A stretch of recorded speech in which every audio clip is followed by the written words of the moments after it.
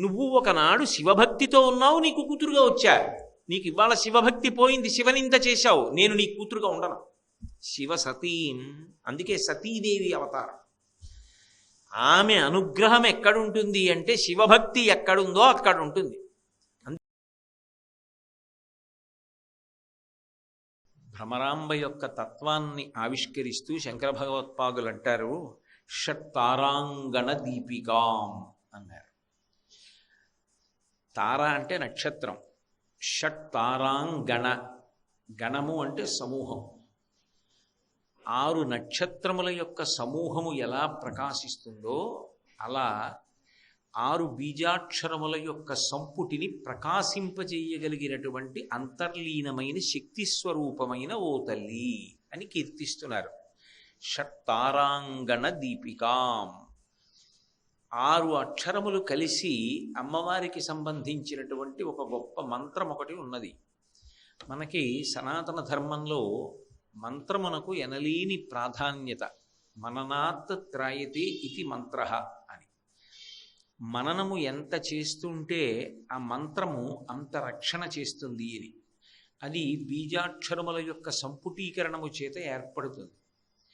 ఆ మంత్రమునకు విస్ఫోటన శక్తి ఉన్న కారణం చేత ఆ మంత్రాన్ని జపం చేస్తే ఏ మంత్రాధిష్టాన దేవతని ఉద్దేశించి ఆ బీజాక్షరముల యొక్క సమూహముగా కూర్చబడినటువంటి మంత్రస్వరూపం ఉంటుందో ఆ అధిష్టాన దేవత యొక్క దర్శనము, ఆమె యొక్క పరిపూర్ణమైనటువంటి అనుగ్రహము సంప్రాప్తిస్తాయి.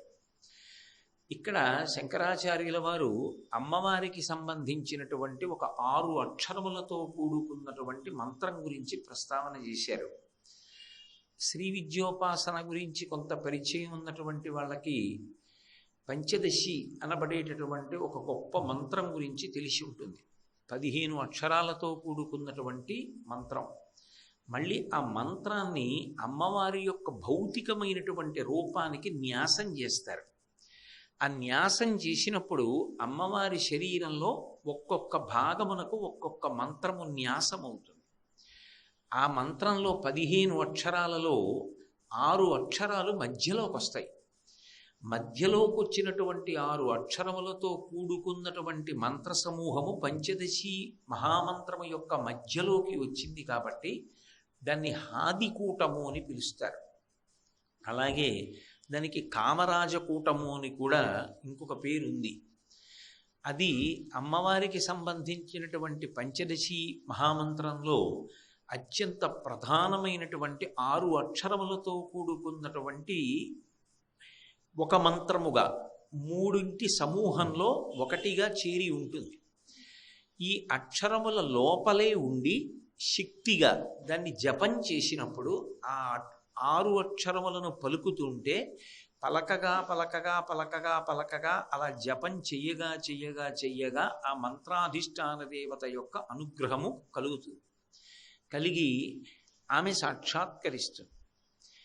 అది దేవీ భాగవతంలో కూడా నిరూపణం చేశారు. సుదర్శనోపాఖ్యానం అనబడేటటువంటి ఉపాఖ్యానంలో తెలిసో తెలియకో ఆ సుదర్శనుడు అనబడేటటువంటి వ్యక్తి అమ్మవారికి సంబంధించినటువంటి ఒక బీజాక్షరాన్ని పలుకుతూ ఉండేవాడు ఎప్పుడు. అలా పలకగా పలకగా అకస్మాత్తుగా అమ్మవారి దర్శనమైంది.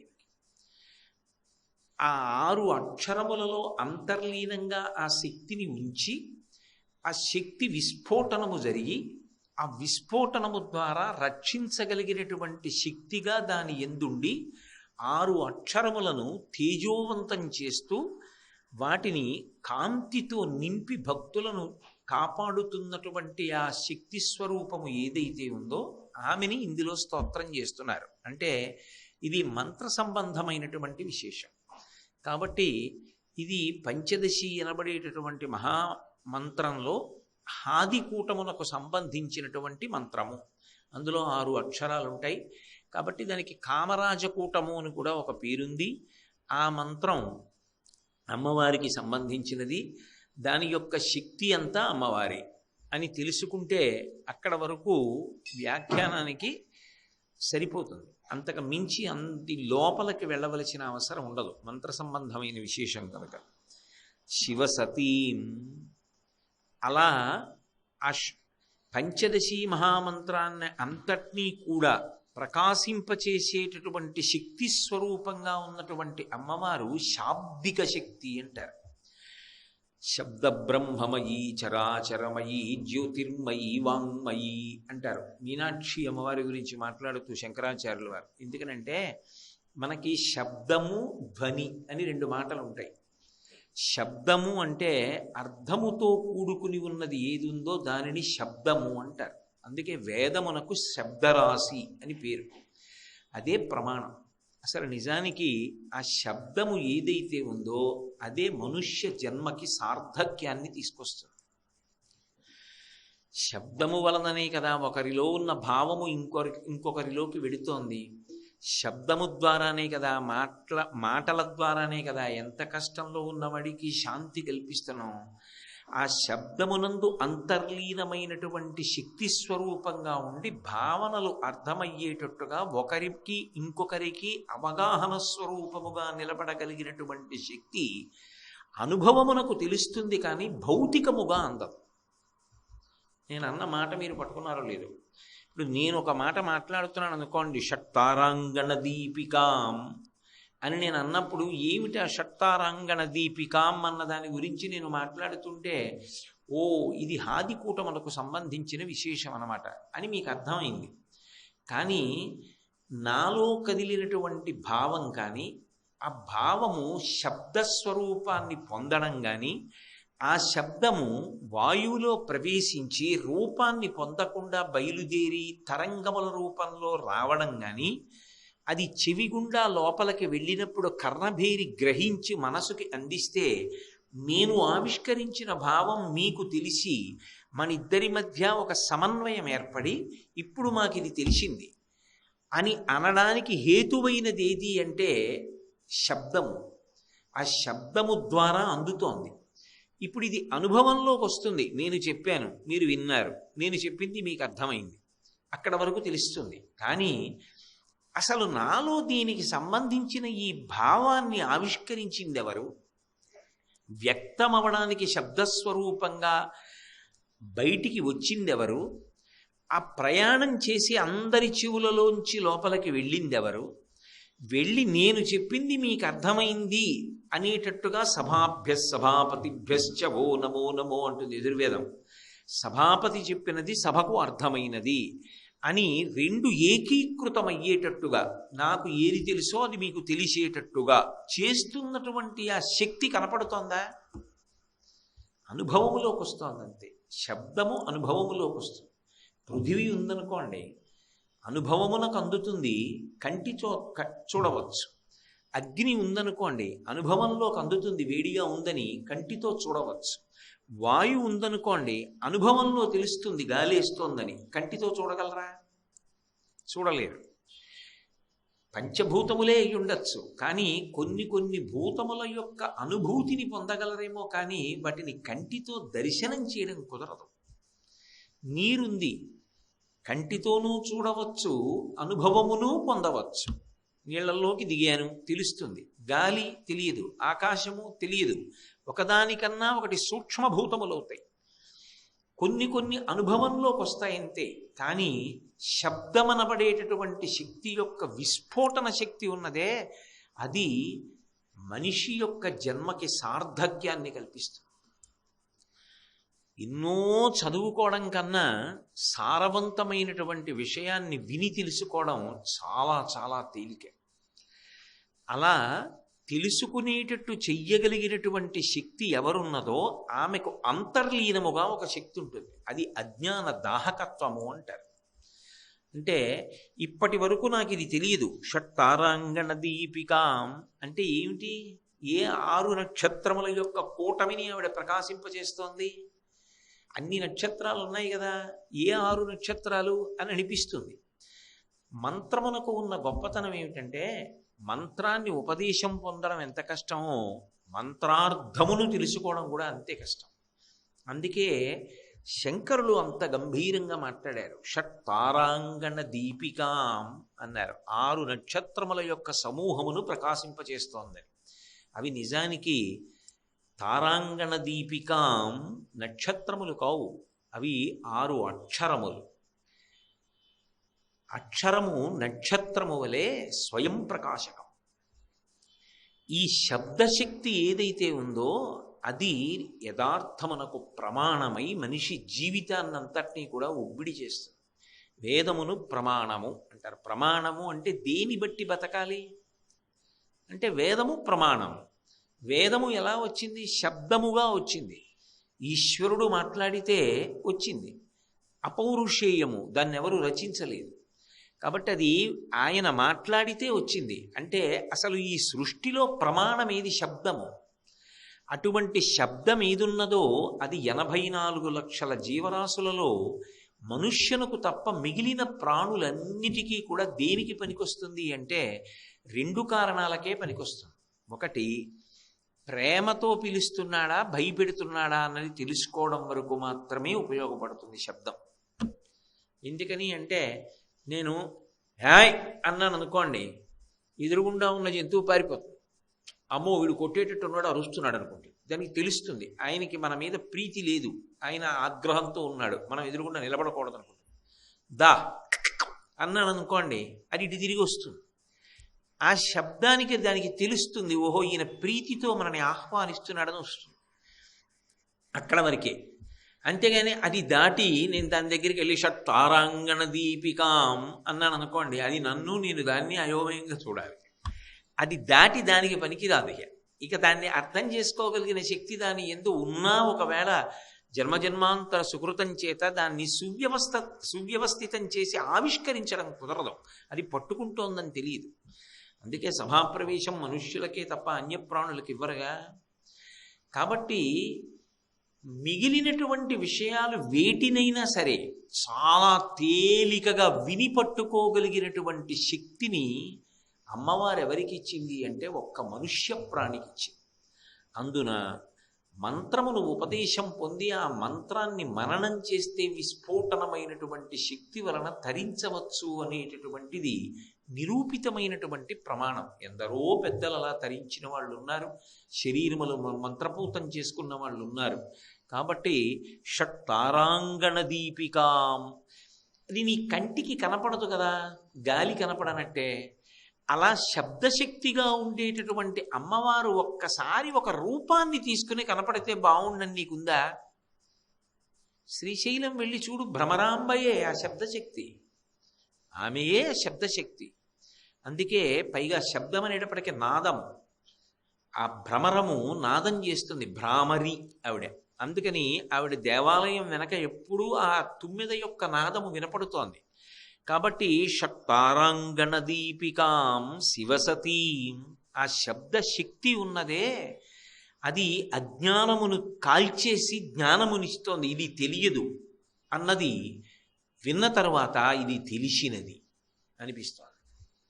అంటే ఇంతకుముందు తెలియదు అన్నది ఇప్పుడు తెలిసినది అనిపిస్తోంది. అంటే తెలియకపోవడం అజ్ఞానం, ఆ అజ్ఞానమును కాల్చడం శబ్దమునకున్న లక్షణం.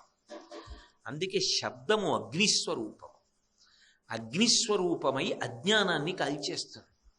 అలా కాల్చగలిగినటువంటి ఆ అమ్మ ఎవరని నువ్వు అనుకుంటున్నావు? ఆమె ఎవరో కాదు, శివుని యొక్క ఇల్లాలు. అది ఒక కూర్పు, ఒక అమరిక, ఒకదాని తర్వాత ఒకదానికి కొనసాగింపుగా భావన చేయవలసి ఉంటుంది. ఆ తల్లి సాక్షాత్తు శివుని యొక్క ఇల్లాలు. మూకపంచచరి చేస్తూ ఆర్యాశతకంలో మూకశంకరులు ఒక అద్భుత ప్రయోగం చేశారు. ఆయన కామాక్షి పరదేవతను ఉద్దేశించి ఒక పేరు పెట్టి చెప్పకుండా ఆమె ఎవరు అంటే ఆయన అన్నారు, ఐశ్వర్యం ఇందుమౌళి అన్నారు. చంద్రరేఖని ధరించినటువంటి చంద్రమౌళి ఉన్నాడే, ఆయన ఐశ్వర్యం ఆవిడ అన్నారు. ఎంత గొప్ప మాట! ఆమె శివశక్తి, ఆయన ఐశ్వర్యం అన్నారు. ఆ ఐశ్వర్యం ఉన్నది కాబట్టి ఈయన ఈశ్వరుడు అయ్యాడు. ఎవడు ఐశ్వర్యమును పొంది ఉన్నాడో వాడు ఈశ్వరుడు. అంటే ఐశ్వర్యమును పొంది ఆమె ఈశ్వరి, ఆ ఈశ్వరి తనదైన వాడు కాబట్టి ఈశ్వరుడు అయ్యాడు. ఆ ఈశ్వరి లేకపోతే నిజానికి ఆయన ఈశ్వరుడు గాడు. ఒక ఈశ్వరుడు గాడు, కోటి ఈశ్వరుడు గాడు.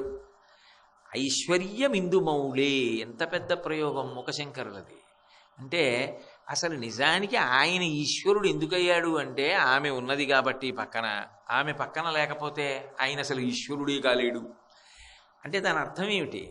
ఆ శక్తి ఆయన యందు ఉన్నది కాబట్టి. శివశక్త్యాయుక్తో యది భవతి శక్త ప్రభవితుం నచే దేవం దేవో నఖలు కుశల స్పందితుమపి. శంకర భగవత్పాదులు వేసినటువంటి మాటలు బహు గంభీరంగా ఉంటాయి. ఏదో కాళ్ళు చేతులు కదపడం కాదు, స్పందితుమపి. స్పందన కర్మేంద్రియములకు సంబంధించినది కాదు, స్పందన మనసుకి సంబంధించినది. నా మనసు స్పందించింది అంటాడు. మనసు స్పందించడం కూడా ఉండదాయా ఆవిడ లేకపోతే? ఆవిడతో కలిసి ఉన్నప్పుడే ఆయన మనసు కూడా స్పందిస్తుంది. అంటే ఆమె ఆయనలోకి వెళ్ళిపోయి ఆయనలోనే ఉనికిని పొంది ఉండిపోయింది అనుకోండి, అప్పుడు ఆయన ఇక బాహ్యముతో సంబంధమును పెట్టుకోడు. తనలో తాను రమిస్తూ ఒక్కడుగా ఉండిపోతాడు, నిష్ప్రపంచమైపోతుంది. అప్పుడు మహాప్రళయమును చేసి సమస్త భూతములను తనలోకి తీసేసుకుని ఏ ఇచ్ఛ లేనివాడై ఉండిపోతాడు. అందుకే సౌందర్యలహరి చేస్తూ శంకరాచార్యులు వారు ఎవరు ఆ కామాక్షి, ఎవరు ఆ పార్వతి అంటే ఒక అద్భుతమైన మాట అన్నారు. క్వణత్ కాంచీదామాకరికలభ కుంభస్తననత పరిక్షీణామధ్యే పరిణత శరచంద్రవదన ధనుర్బాణం పాశం శృణిమపి దధానాకరతలై పురస్తాదస్తాం నః పురమధితురహో పురుషికా అన్నారు. నేనున్నాననుకోండి, గాఢ నిద్రలో ఉన్నాననుకోండి, నేను అన్న భావన ఉండదు. నాకు తెలివి వచ్చిందనుకోండి, నా మొదటి భావన ఏదంటే నేను అన్న భావన ఒకటి వస్తుంది. నేను ఏం చేయాలి ఇవాళ? నేను వస్తే నాది బోల్డ్ అని వస్తాయి. ఇవాళ నేను చేయవలసినవి ఏమున్నాయి? అక్కడ ఆ పని చేయాలి, ఈ పని చేయాలి, సాయంకాలం ఇక్కడికి వెళ్ళాలి, పొద్దున్న ఇక్కడికి వెళ్ళాలి, మధ్యాహ్నం ఇక్కడికి వెళ్ళాలి. ఒక్క నేనుని ఆశ్రయించి ఇవన్నీ ఉంటాయి. అసలు శివుని యొక్క నేను అన్న భావనయే ఆమె. ఆ భావన రూపుదాల్చి ఎదురుగుండా మాకు నిలబడుగాక. పురస్తాదస్తాం నః, నః అంటే మాకు ఒక్కడికి కాదు, పురస్తాదస్తాం నః పురమధితురహో పురుషికా. ఆ పరమశివుని యొక్క ఇల్లాలైనటువంటి ఆ తల్లి ఉన్నదే, ఆమె మా ముందు ఒక రూపమును దాల్చి నిలబడుగాక. శివసతీం.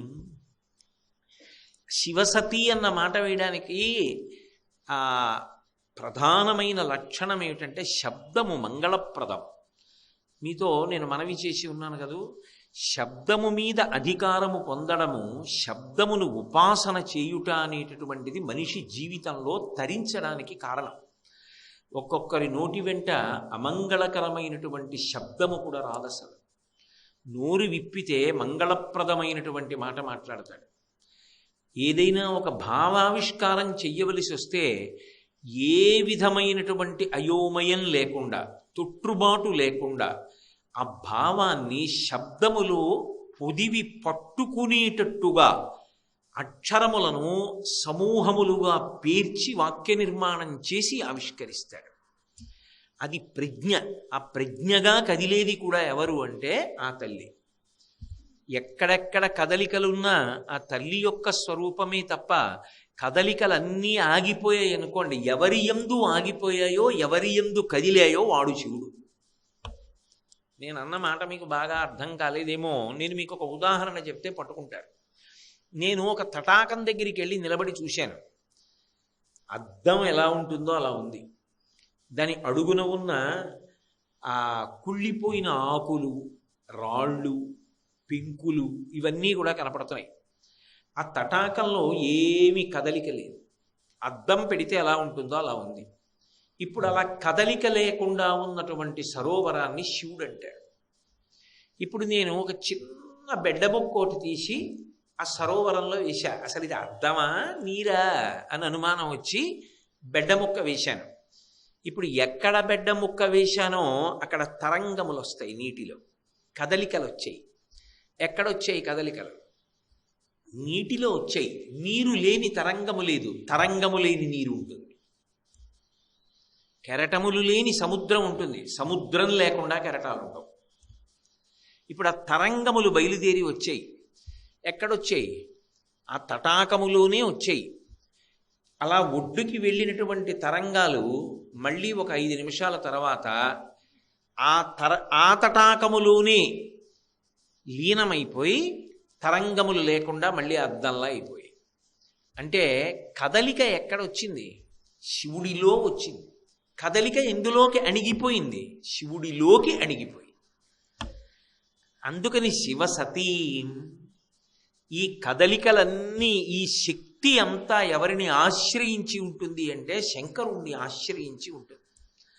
అందుకే వాళ్ళిద్దరూ ప్రకృతి పురుషులై ఉంటారు. శివసతీం, సతీం అన్న శబ్దానికి ఉన్నటువంటి గొప్పతనం ఏమిటంటే ఆమె అంత శక్తివంతురాలయ్యుండి కూడా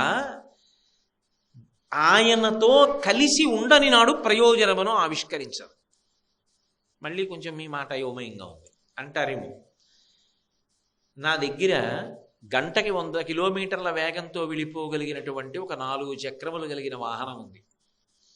ఇప్పుడు ఈ కారు చాలా మంచిదే కానండి, ఇది కదలటం లేదు ఈ మధ్య, ఇది పాడైంది అన్నారనుకోండి, అది ఎక్కి ప్రవచనానికి వస్తానా? రాను. కదలగలిగినటువంటి పరిగెత్తగలిగిన ఇంజిన్ ఉంది, కారు లేదండి అన్నారు. ఇంజిన్ ఒకటి ఉంటే పనికొస్తుందా? ఇంజను కారు కలిపి ఉన్నాయి, కావలసినప్పుడు వెడుతుంది, అవసరమైతే ఆగుతుంది అన్నారు. అది ఎక్కి ప్రవచనానికి వస్తారు. హార్స్ పవర్ అంటారు. అందుకే అదే కాళిదాస మహాకవి అశ్వధాటిలో వాడాడు, ఘోటి కులాధధిక ధాటి అని. ఆశ్విక శక్తి అంటామే, కారుని ఆశ్రయించినటువంటి శక్తి, పాలని ఆశ్రయించినటువంటి పోషణ శక్తి, నీటిని ఆశ్రయించిన దాహమును తీర్చగలిగిన శక్తి, అగ్నిని ఆశ్రయించిన దాహక శక్తి, ఆయనను ఆశ్రయించి ఆమె ఉంటుంది. అందుకే బాహ్యంలో మీరు ఎప్పుడైనా పురాణాన్ని చూశారనుకోండి, ఇదే జరగనిది కాదు, జరిగినదే బయట పరిశీలనం చేస్తే ఆమె ఎప్పుడూ కూడా ఆయనను ఆశ్రయించి ఉంటుంది. ఆయనను తక్కువ చేయడం ఆమె అంగీకరించదు. అందుకే మీరు చూడండి, దక్షయజ్ఞ ధ్వంసం జరిగినప్పుడు ఆమె దక్షుని యొక్క కుమార్తెగా ఉండడానికి ఒప్పుకోకపోవడానికి ఒక కారణం ఉంది. దక్షుడికి కూతురుగా రావడం వచ్చింది. ఎందుకు వచ్చింది అంటే ఎంతమందికైనా ఆవిడ కూతురుగానే వస్తుంది. అసలు నిజంగా చెప్పాలి అంటే ఎక్కడెక్కడ కూతురున్నా ఆవిడే. నా కూతురైనా ఆవిడే, మీ కూతురైనా ఆవిడే, మీ అందరూ ఆవిడే. ఎక్కడ కూతురున్నా ఆవిడే. కానీ ఆమె మాత్రం ఒక్క శంకరుడికి భార్య. ఎంతమందికైనా కూతురుగా రావడానికి అంగీకరిస్తుంది. అందుకే ఒకప్పుడు కాత్యాయన మహర్షికి వచ్చింది కాత్యాయని, భృగువుకి కూతురుగా వచ్చింది భార్గవి, హిమవంతుడికి కూతురుగా వచ్చింది హైమవతి, ఆకాశరాజుకి కూతురుగా వచ్చింది పద్మావతి, జనక మహారాజు గారి కూతురుగా వచ్చింది సీతమ్మ, పర్వతరాజపుత్రిగా వచ్చింది పార్వతి. కానీ ఆమె భర్త మాత్రం పరమాత్మయే, ఆయనను ఆశ్రయించి ఉంటుంది. ఇందులో శివసతీం అనుగమిస్తుంది. ఆమె భర్తృ నిందని ఒక్కదాన్ని మాత్రం ఆవిడ భరించదు. ఆమెకి ఎంత భరించగలిగిన శక్తి ఉంటుంది అంటే ఈ సమస్త ప్రాణులను భరించగలదు. భర్తృ నిందని మాత్రం ఆమె అంగీకరించదు. అందుకే దక్ష ప్రజాపతి శివనింద చేశాడనుకోండి, ఆమె సభామధ్యంలో ప్రతిజ్ఞ చేసింది, నరుడు అజ్ఞానమునన్ భుజించిన జుగుప్సంబైన ఎన్నంబు సయ్యన వెళ్ళించి పవిత్రుడైన గతి దుష్టాత్ముండవై ఈశ్వరున్ అఘను దూషించిన నీ తనూభవ అనంగానోర్వ హేయభాజనమైన ఈ శరీరమున్ విడిచి భాస్వచ్యుద్ధి ప్రాపించదన్. ఒకప్పుడు నువ్వు శివభక్తిని పొంది ఉన్నావు, నీకు కుమార్తెగా వచ్చి కీర్తి తెచ్చా, దాక్షాయణి అని పేరు పెట్టుకున్న, దక్షుడి కూతురు అని లోకానికి తెలియాలని. నేను ఇదే శరీరంతో ఉంటే ఎక్కడికి వెళ్ళినా దాక్షాయణి అంటారు. నువ్వు ఇప్పుడు శివనింద చేశావు కాబట్టి ఇక ఈ శరీరంతో ఉంటే దాక్షాయణి అని పిలుస్తారు. నీకు ఇక ఆ గౌరవం దక్కడానికి వీల్లేదు. అందుకే ఆమె ఉపమానం ఏం చెప్పిందంటే, నరుడు అజ్ఞానమునన్ భుజించిన జుగుప్సంబైన ఎన్నంబు సయ్యన వెళ్ళించి పవిత్రుడైన గతి. ఎంత బాగుందే పులుసు, ఇవాళ చాలా బాగా పెట్టావు అన్నాడు మధ్యాహ్నం భోజనానికి వచ్చి. ఇంకో మాట కలుపుకోండి, ఇంకో మాట కలుపుకోండి అని పోసింది. కలుపుకున్నాడు, అయిపోయింది. కొద్దిగా ఉంది, పెరుగన్నంలో నంచుకుంటాను పోసేయాలి. ఆఖరి నాకు ఇన్నెత్తి గరిట్లో పోస్తోంది, అందులో బల్లిపిల్ల ఉంది. అయ్యో అంత బాగున్న పులుసు ఇప్పుడు నేను లోపలికి వెళ్ళిపోయింది, నేను వదలను సుమా అంటాడా? నరుడు అజ్ఞానమునం భుజించిన జుగుప్సంబైన యన్నంబు, బల్లిపడ్డ పులుసు నోట్లో వేలు పెట్టి కక్కేస్తాడు. సయ్యన వెళ్ళించి పవిత్రుడైన గతి, ఇక అది లోపల ఉండడానికి వీల్లేదు. నువ్వు ఒకనాడు శివభక్తితో ఉన్నావు, నీకు కూతురుగా వచ్చా. నీకు ఇవాళ శివభక్తి పోయింది, శివనింద చేశావు, నేను నీ కూతురుగా ఉండను. శివ సతీం, అందుకే సతీదేవి అవతారం. ఆమె అనుగ్రహం ఎక్కడుంటుంది అంటే శివభక్తి ఎక్కడుందో అక్కడ ఉంటుంది. అందుకే మనం సాధారణంగా ఎవరైనా శరీరం వదిలిపెడుతూ చెప్పిన మాట ఏదుందో అది ఇక ప్రమాణంగా స్వీకరిస్తారు, మరణవాంగ్మూలం అంటూ ఉంటారు. ఆమె సతీదేవిగా అవతార పరిసమాప్తి చేస్తూ లోకానికో సందేశం ఇచ్చింది. భవో నహోద్భీష్టి శివం శివే తరహా. నువ్వు శివుణ్ణి ద్వేషించావు, నీకు శివం ఉండదు, నీకు మంగళం ఉండదు, నీకు శుభములు జరగడానికి అవకాశం లేదు. ఇక పైన నీకు అన్ని అశుభములే జరుగుతాయి. అంతే. అది జరిగిందా లేదా? దక్షుడికి కంఠం కూడా పోయింది కదూ. తర్వాత మళ్ళీ శివానుగ్రహం కలిగితే ఏదో ఆ గొర్రెపోతు కంఠం తీసుకొచ్చి పెట్టారు. కాబట్టి ఆ తల్లి శివుని యొక్క భక్తి ఉన్నంతకాలం ఆయనకి కూతురుగా ఉంది. శివభక్తి తొలగిపోతే ఆమె వెంటనే విడిచిపెట్టేసింది. దాక్షాయిణి అన్న పేరుంచుకోవడానికి కూడా ఇష్టపడాలి. చమత్కారం ఏమిటంటే లోకంలో పెళ్ళిళ్ళు పాడి చేసేవాళ్ళు అని కొంతమంది ఉంటారేమో. ఏదో కారణాల చేత ఎవరింట్లోనో పెళ్లి కుదిరితే ఆ పెళ్లి పాడి చేసేవాడు ఉంటాడు. వాడికి ఏ స్వార్థం ఉంటే చేసే పనులు ఉంటాయి కొన్ని అలాంటి వాళ్ళు. కానీ నాకు తెలిసినంత వరకు ఈ లోకంలో తన పెళ్లి పాడు చేసుకోవడానికి ప్రయత్నం చేసిన తానే అయిన వాడు శివుడు ఒక్కడే. ఎందుకంటే ఆయన గురించి తపస్సు చేసింది ఆవిడ అపర్ణ. ఆవిడేం సామాన్యురాలు కాదు, మహాతల్లి. అటువంటి ఆవిడ తపస్సు చేసింది. ఇంత తపస్సు చేస్తే మేనకా హిమవంతులు త్రికరణ శుద్ధిగా కన్యాదానం చేద్దామని అంతకు ముందు అనుకున్నా ఆయన ఒక గొప్ప పరీక్ష పెట్టాడు ఆవిడికి. పార్వతీదేవి దగ్గరికి వెళ్ళి ఒక బ్రహ్మచారి రూపంలో వెళ్ళాడు. వెళ్ళి అదే పనిగా శివనింద చేశాడు. నువ్వు చూస్తే ఇంత అందంగా ఉంటావు, నువ్వు చూస్తే ఇంత లాలిత్యంగా ఉంటావు, ఇన్ని భూషణాలు వేసుకుంటావు, ఆయన ఎక్కడ దొరికాడమ్మా నీకు? ఆయనేమో నువ్వు పెళ్ళవగానే గృహప్రవేశం శ్మశానంలో చెయ్యాలి, రుద్రభూమిలో ఉంటాడు, ఒంటి నిండా పాములేసి కూర్చుంటాడు. ఎక్కడైనా భార్యాభర్తలు అన్న తర్వాత కొత్తగా పెళ్లి చేస్తే సంతోషంగా ఆలింగన సుఖం అనుభవిస్తారు. ఎలా ఆలింగనం చేసుకుంటావు? ఒంటి నిండా పాములు ఉన్నవాడిని. ఇద్దుకొచ్చింది ఆయన గురించి తపస్సు కూడా ఏమిటి అని చెప్పినవాడు శంకరుడే. అది విచిత్రం. బ్రహ్మచారి రూపంలో వచ్చి తన పెళ్లి తానే పాడు చేసుకునే ప్రయత్నం చేశాడు. సాధారణంగా నేను కానీ తప్పు చేశానా ఏమి అన్న భావన ఏదో ఉండాలి కదా ఎక్కడైనా. ఏమిటి అలా అంటాడు అనాలి కదా. ఆవిడ అలా అనలేదు, అంత సాత్వికంగా ఏం మాట్లాడలేదు ఆవిడ చెలికెత్తెళ్ళందరినీ పిలిచి శివమహాపురాణంలో వీరభద్ర విజయం అని పోతన గారు చేశారు. అద్భుతమైనటువంటి స్థాయిలో ఆ పార్వతీ కళ్యాణాన్నంతటిని ఆయన తెలుగులో రచన చేశారు. అందులో పార్వతీదేవి తన చెలికెత్తెల్ని పిలిచి ఒక మాట అంటుంది. వీడు అసలు ఎక్కడి నుంచి వచ్చాడు?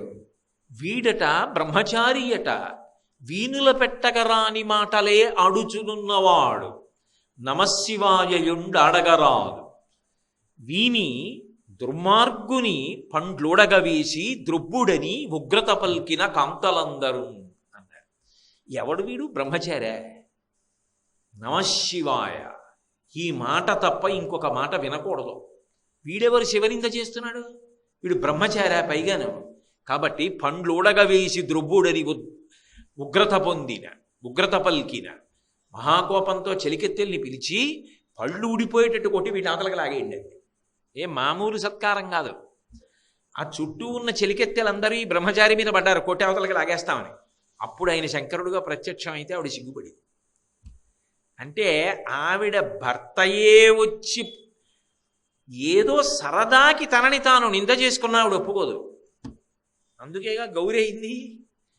ఆవిడ పోనీ ఏదో శంకరుణ్ణి నింద చేస్తే కాదు, ఎక్కడైనా ఆవిడకి చిన్న అనుమానం వచ్చిందనుకోండి, ఈయన నన్ను తనకి తగిన దానిని కాను అనుకుంటున్నాడా ఏమి అన్న అనుమానం వచ్చిందనుకోండి, ఆవిడ భరించదు.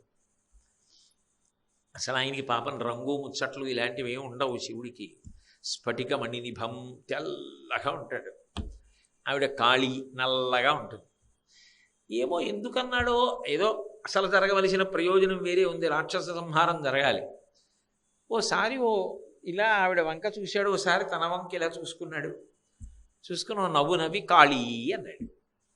ఆ మాట రోజు పిలిచినట్టు అనిపించలేదు ఆవిడికి. తన వంక చూసుకున్నాడు, ఆవిడ వంక చూశాడు. తెల్లగా ఉన్నా నల్లగా ఉంది పిల్లని, నల్ల పిల్ల అనకుండా కాళీ అన్నాడా అని, తెలుపుగా ఉన్నానని మీకు తగిన దానని కానన్న భావన మీకు ఏమైనా కలిగిందా అని ఉత్తర క్షణం ఆమె ఆ తొడుగు వదిలేసింది. అదే కౌశికీ రూపాన్ని పొందింది. తర్వాత విజయపర్వతం మీద రాక్షస సంహారం చేసింది. అది అసలు ప్రయోజనం, అందుకు చేశాడు శివుడు.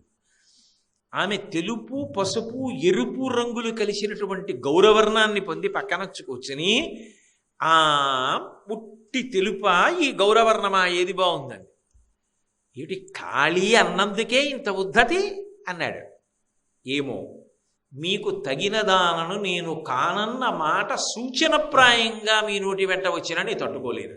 శివ సతీం అంతగా వాళ్ళిద్దరూ పెనవేసుకుపోయి ఉంటారు, అంత కలిసిపోయి ఉంటారు. అందుకే శంకరాచార్యుల వారు శివానందలహరి చేస్తూ ఆ సంధ్యారంభ విజృంభితం శృతిశిరస్థానాంతరాధిష్ఠితం సప్రేమ భ్రమరాభిరామమసకృత్సద్వాసనాశోభితం భోగీంద్రాభరణం సమస్త సుమన పూజ్యం గుణావిష్కృతం సేవే శ్రీగిరి మల్లికార్జున మహాలింగం శివాలింగితం అంటారు. ఒక చెట్టుని, అది తెల్లగా ఉంటుంది, మద్ది చెట్టు, తెల్ల మద్ది చెట్టు, శ్రీశైలంలో స్థలవృక్షం. భ్రమరాంబ అమ్మవారి దేవాలయం మెట్లు దిగి ఎడంపక్కకి వెళ్ళగానే ఉంటుంది. మళ్ళీ శివాలయం మెట్లు దాకా, ఆ మెట్లు దిగి భ్రమరాంబ అమ్మవారి గుడి దగ్గర నుంచి వస్తే శివాలయానికి కుడి చేతి వైపు ఉంటుంది. ఆ చెట్టు తెల్లగా ఉంటుంది, శివుళ్ళే. అందుకని ఆ తెల్ల మద్ది చెట్టు అర్జున వృక్షం శివస్వరూపంగా చెప్తారు. మధ్యార్జునము అని తమిళ దేశంలో ఉంది, అక్కడ స్థల వృక్షం ఆ తెల్ల మద్ది చెట్టే, అర్జున వృక్షమే. శ్రీశైలంలో కూడా అర్జున వృక్షమే, హాటకేశ్వరంలో కూడా ఉంది అర్జున వృక్షం. శ్రీశైలం అంతా అర్జున వృక్షాలు, ఎందుకంటే శివ సంబంధం. శంకరులు ప్రదోష వేళలో శ్రీశైలానికి వెళ్ళేటప్పటికీ మల్లెతీగ అల్లుకున్న అర్జున వృక్షం కనపడింది. ఆయన అన్నారు, శివాలింగితం, పార్వతీదేవి చేత గట్టిగా కౌగలింపబడినటువంటి శివుడు నాకు ఇదిగో ఇక్కడే కనపడుతున్నాడు అన్నారు. వాళ్ళిద్దరూ ఎప్పుడూ విడిచిపెట్టి ఉండరు. శక్త్యా లోభయితుం నాహం ఐశ్వర్యేణ ధనేనవా అనన్యే రాఘవేణాహం భాస్కరేణ ప్రభాయధ అంటుంది సీతమ్మ సుందరకాండలో. పాలని విడిచి తెలుపు ఉండదు, పువ్వుని విడిచి పరిమళం ఉండదు, సూర్యుణ్ణి విడిచి కాంతి ఉండదు, చంద్రుణ్ణి విడిచి వెన్నెల ఉండదు. ఇవన్నీ ఎలా ఒకదాని నుంచి ఒకటి విడివడకుండా కలిసి ఉంటాయో పార్వతీ పరమేశ్వరులు అలా కలిసి ఉంటారు. ప్రకృతి పురుషులు ఇద్దరూ కలిసి లేరనుకోండి, అసలు అదొక అయోమయంతో కూడుకున్న వ్యవస్థ అయిపోతుంది. అందుకే శివసతీ ఎప్పుడూ కూడా భర్త యొక్క గౌరవాన్ని కోరుతుంది తప్ప ఆమె తనంత తాను ఎంత గొప్పదైనా రాజాధిరాజేశ్వరీ శ్రీమాత శ్రీ మహారాజ్ఞి శ్రీమత్సింహాసనేశ్వరి. కానీ శంకర భగవత్పాదులంతటి వారు కూడా సౌందర్యలహరి చేయవలసి వస్తే తిన్నగా అమ్మవారి గురించి మొదలుపెట్టారనుకోండి, ఇదేమిటి ఇంటి యజమాన్ని మానేసి నన్ను మొదలెట్టాడు అనుకుంటుందేమోనని ముందు శివనామం పలుకుతూ మొదలుపెట్టారు. శివశక్త్యా యుక్తో యది భవతి శక్త ప్రభవితం. సరస్వతీదేవి కూడా ఆవిడ దగ్గర కూర్చుని కచేరీ చేయవలసి వస్తే విపంచా గాయంతి వివిధమపదానం పశుపతే, ఆ వీణ మీద కీర్తన చేస్తూ శంకరుడు యొక్క గొప్పతనాన్ని పాడుతుంది.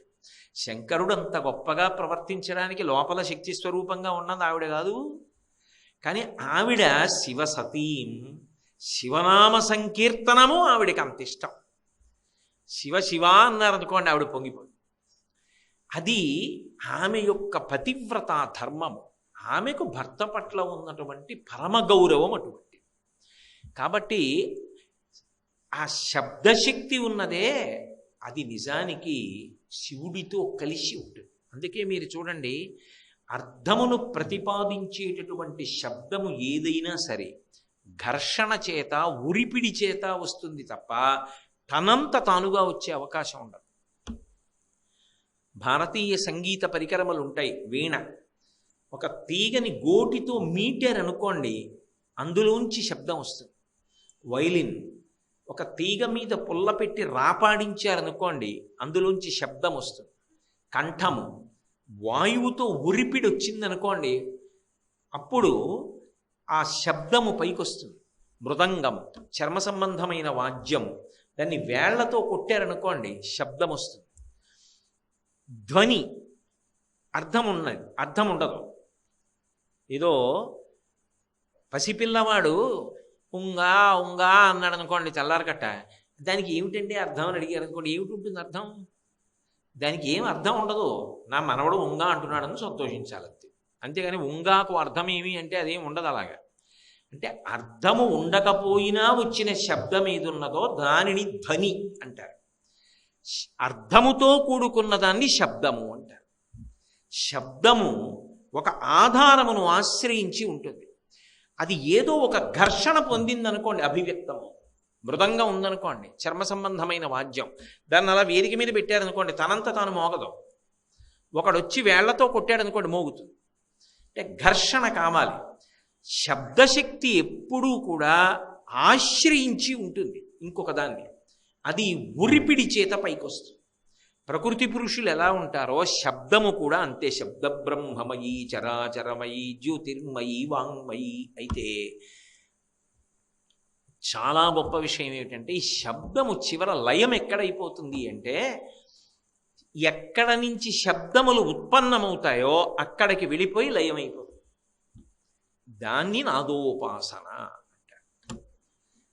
నాదోపాసనము అన్న మాటకి సంగీతంలో గొప్పతనం ఎక్కడొస్తుందంటే అక్కడ ఇక పాట ఉండదు. నాదోపాసన చేసినటువంటి విద్వాంసుడు ఏం చేస్తాడంటే పాట పాడి పాడి పాడి పాడి పాడి గొప్ప భావోద్వేగాన్ని పొంది ఆ ఉద్వేగమునందు ఈ లోపలే భగవతి యొక్క దర్శనాన్ని చేసి ఒక్కసారి ఆ శబ్దాన్ని ఆపేస్తాడు. ఆపేసి శబ్దములన్నీ ఎక్కడ ప్రారంభమవుతున్నాయో ఆ స్థానమునందు తాను లయమై నిలబడతాడు. అది నాదోపాసన. ఆ నాదము భ్రామరీ నాదము. కాబట్టి ఆ తల్లి బాహ్యమునందు చూశారా మహాపతివ్రత, శివుణ్ణి విడిచిపెట్టి ఉండదు. ఆంతరమునందు చూశారా ఆమె శబ్దశక్తి ఆధారముతో కలిసి ఉంటుంది. అంటే ఈ శ్లోకం దగ్గరికి వచ్చేటప్పటికి శంకరాచార్యుల వారు మంత్ర సంబంధమైన విషయంతో మొదలుపెట్టారు కాబట్టి శబ్ద సంబంధమైన విషయాన్ని విస్తరించారు. దాన్ని చాలా అందంగా ఆమె పాతివ్రత్యాన్ని ఆవిష్కరిస్తూ కలిపారు. అందుకని షట్తారాంగణ దీపికాం శివసతీం షడ్వైరి వర్గాపహాం. ఆమె యందు ఒక అద్భుతమైన శక్తి ఉంది. ఇది అనుగ్రహ శక్తి అంటారు. ఒక్కొక్క శక్తికి ఒక్కొక్క అనుగ్రహం ఉంటుంది అమ్మవారికి. ఈ అనుగ్రహ శక్తి ఏం చేస్తుందంటే ఏవి పతనం చేసేస్తాయో వాటిని సాధన కింద మార్చేస్తుంది. ఇది కలగడం కోసమే అమ్మవారిని ఉపాసన చేస్తారు. నిజానికి దేని కొరకు భగవతిని ఉపాసన చెయ్యాలి? ప్రత్యేకించి శారదానవరాత్రులు అని ఇప్పుడు ఎందుకు చెయ్యాలి అసలు ఈ 9 రోజులు? అబ్బా 10 రోజులు కుంకుమార్చన అండి, రోజు రావాలా అండి, రోజు కుంకుమార్చన కూర్చోవాలా అండి అన్న పరిమితి ఎందుకు రావాలి? ఎందుకు శారదానవరాత్రులు అన్నవి ఈ ఆశ్వీజ మాసంలో ప్రారంభంలో శుక్లపక్షంలో పెట్టారు అంటే, బ్రాహ్మీ ముహూర్తము అని ఒక ముహూర్తం ఉంటుంది, తెల్లవారుజాము కాలం. అది తనంత తానుగా పరమ పవిత్రం. ఆ సమయంలో మనసు లయమై దేన్ని మీరు పట్టుకున్నారో దాన్ని పట్టుకుంటుంది బాగా.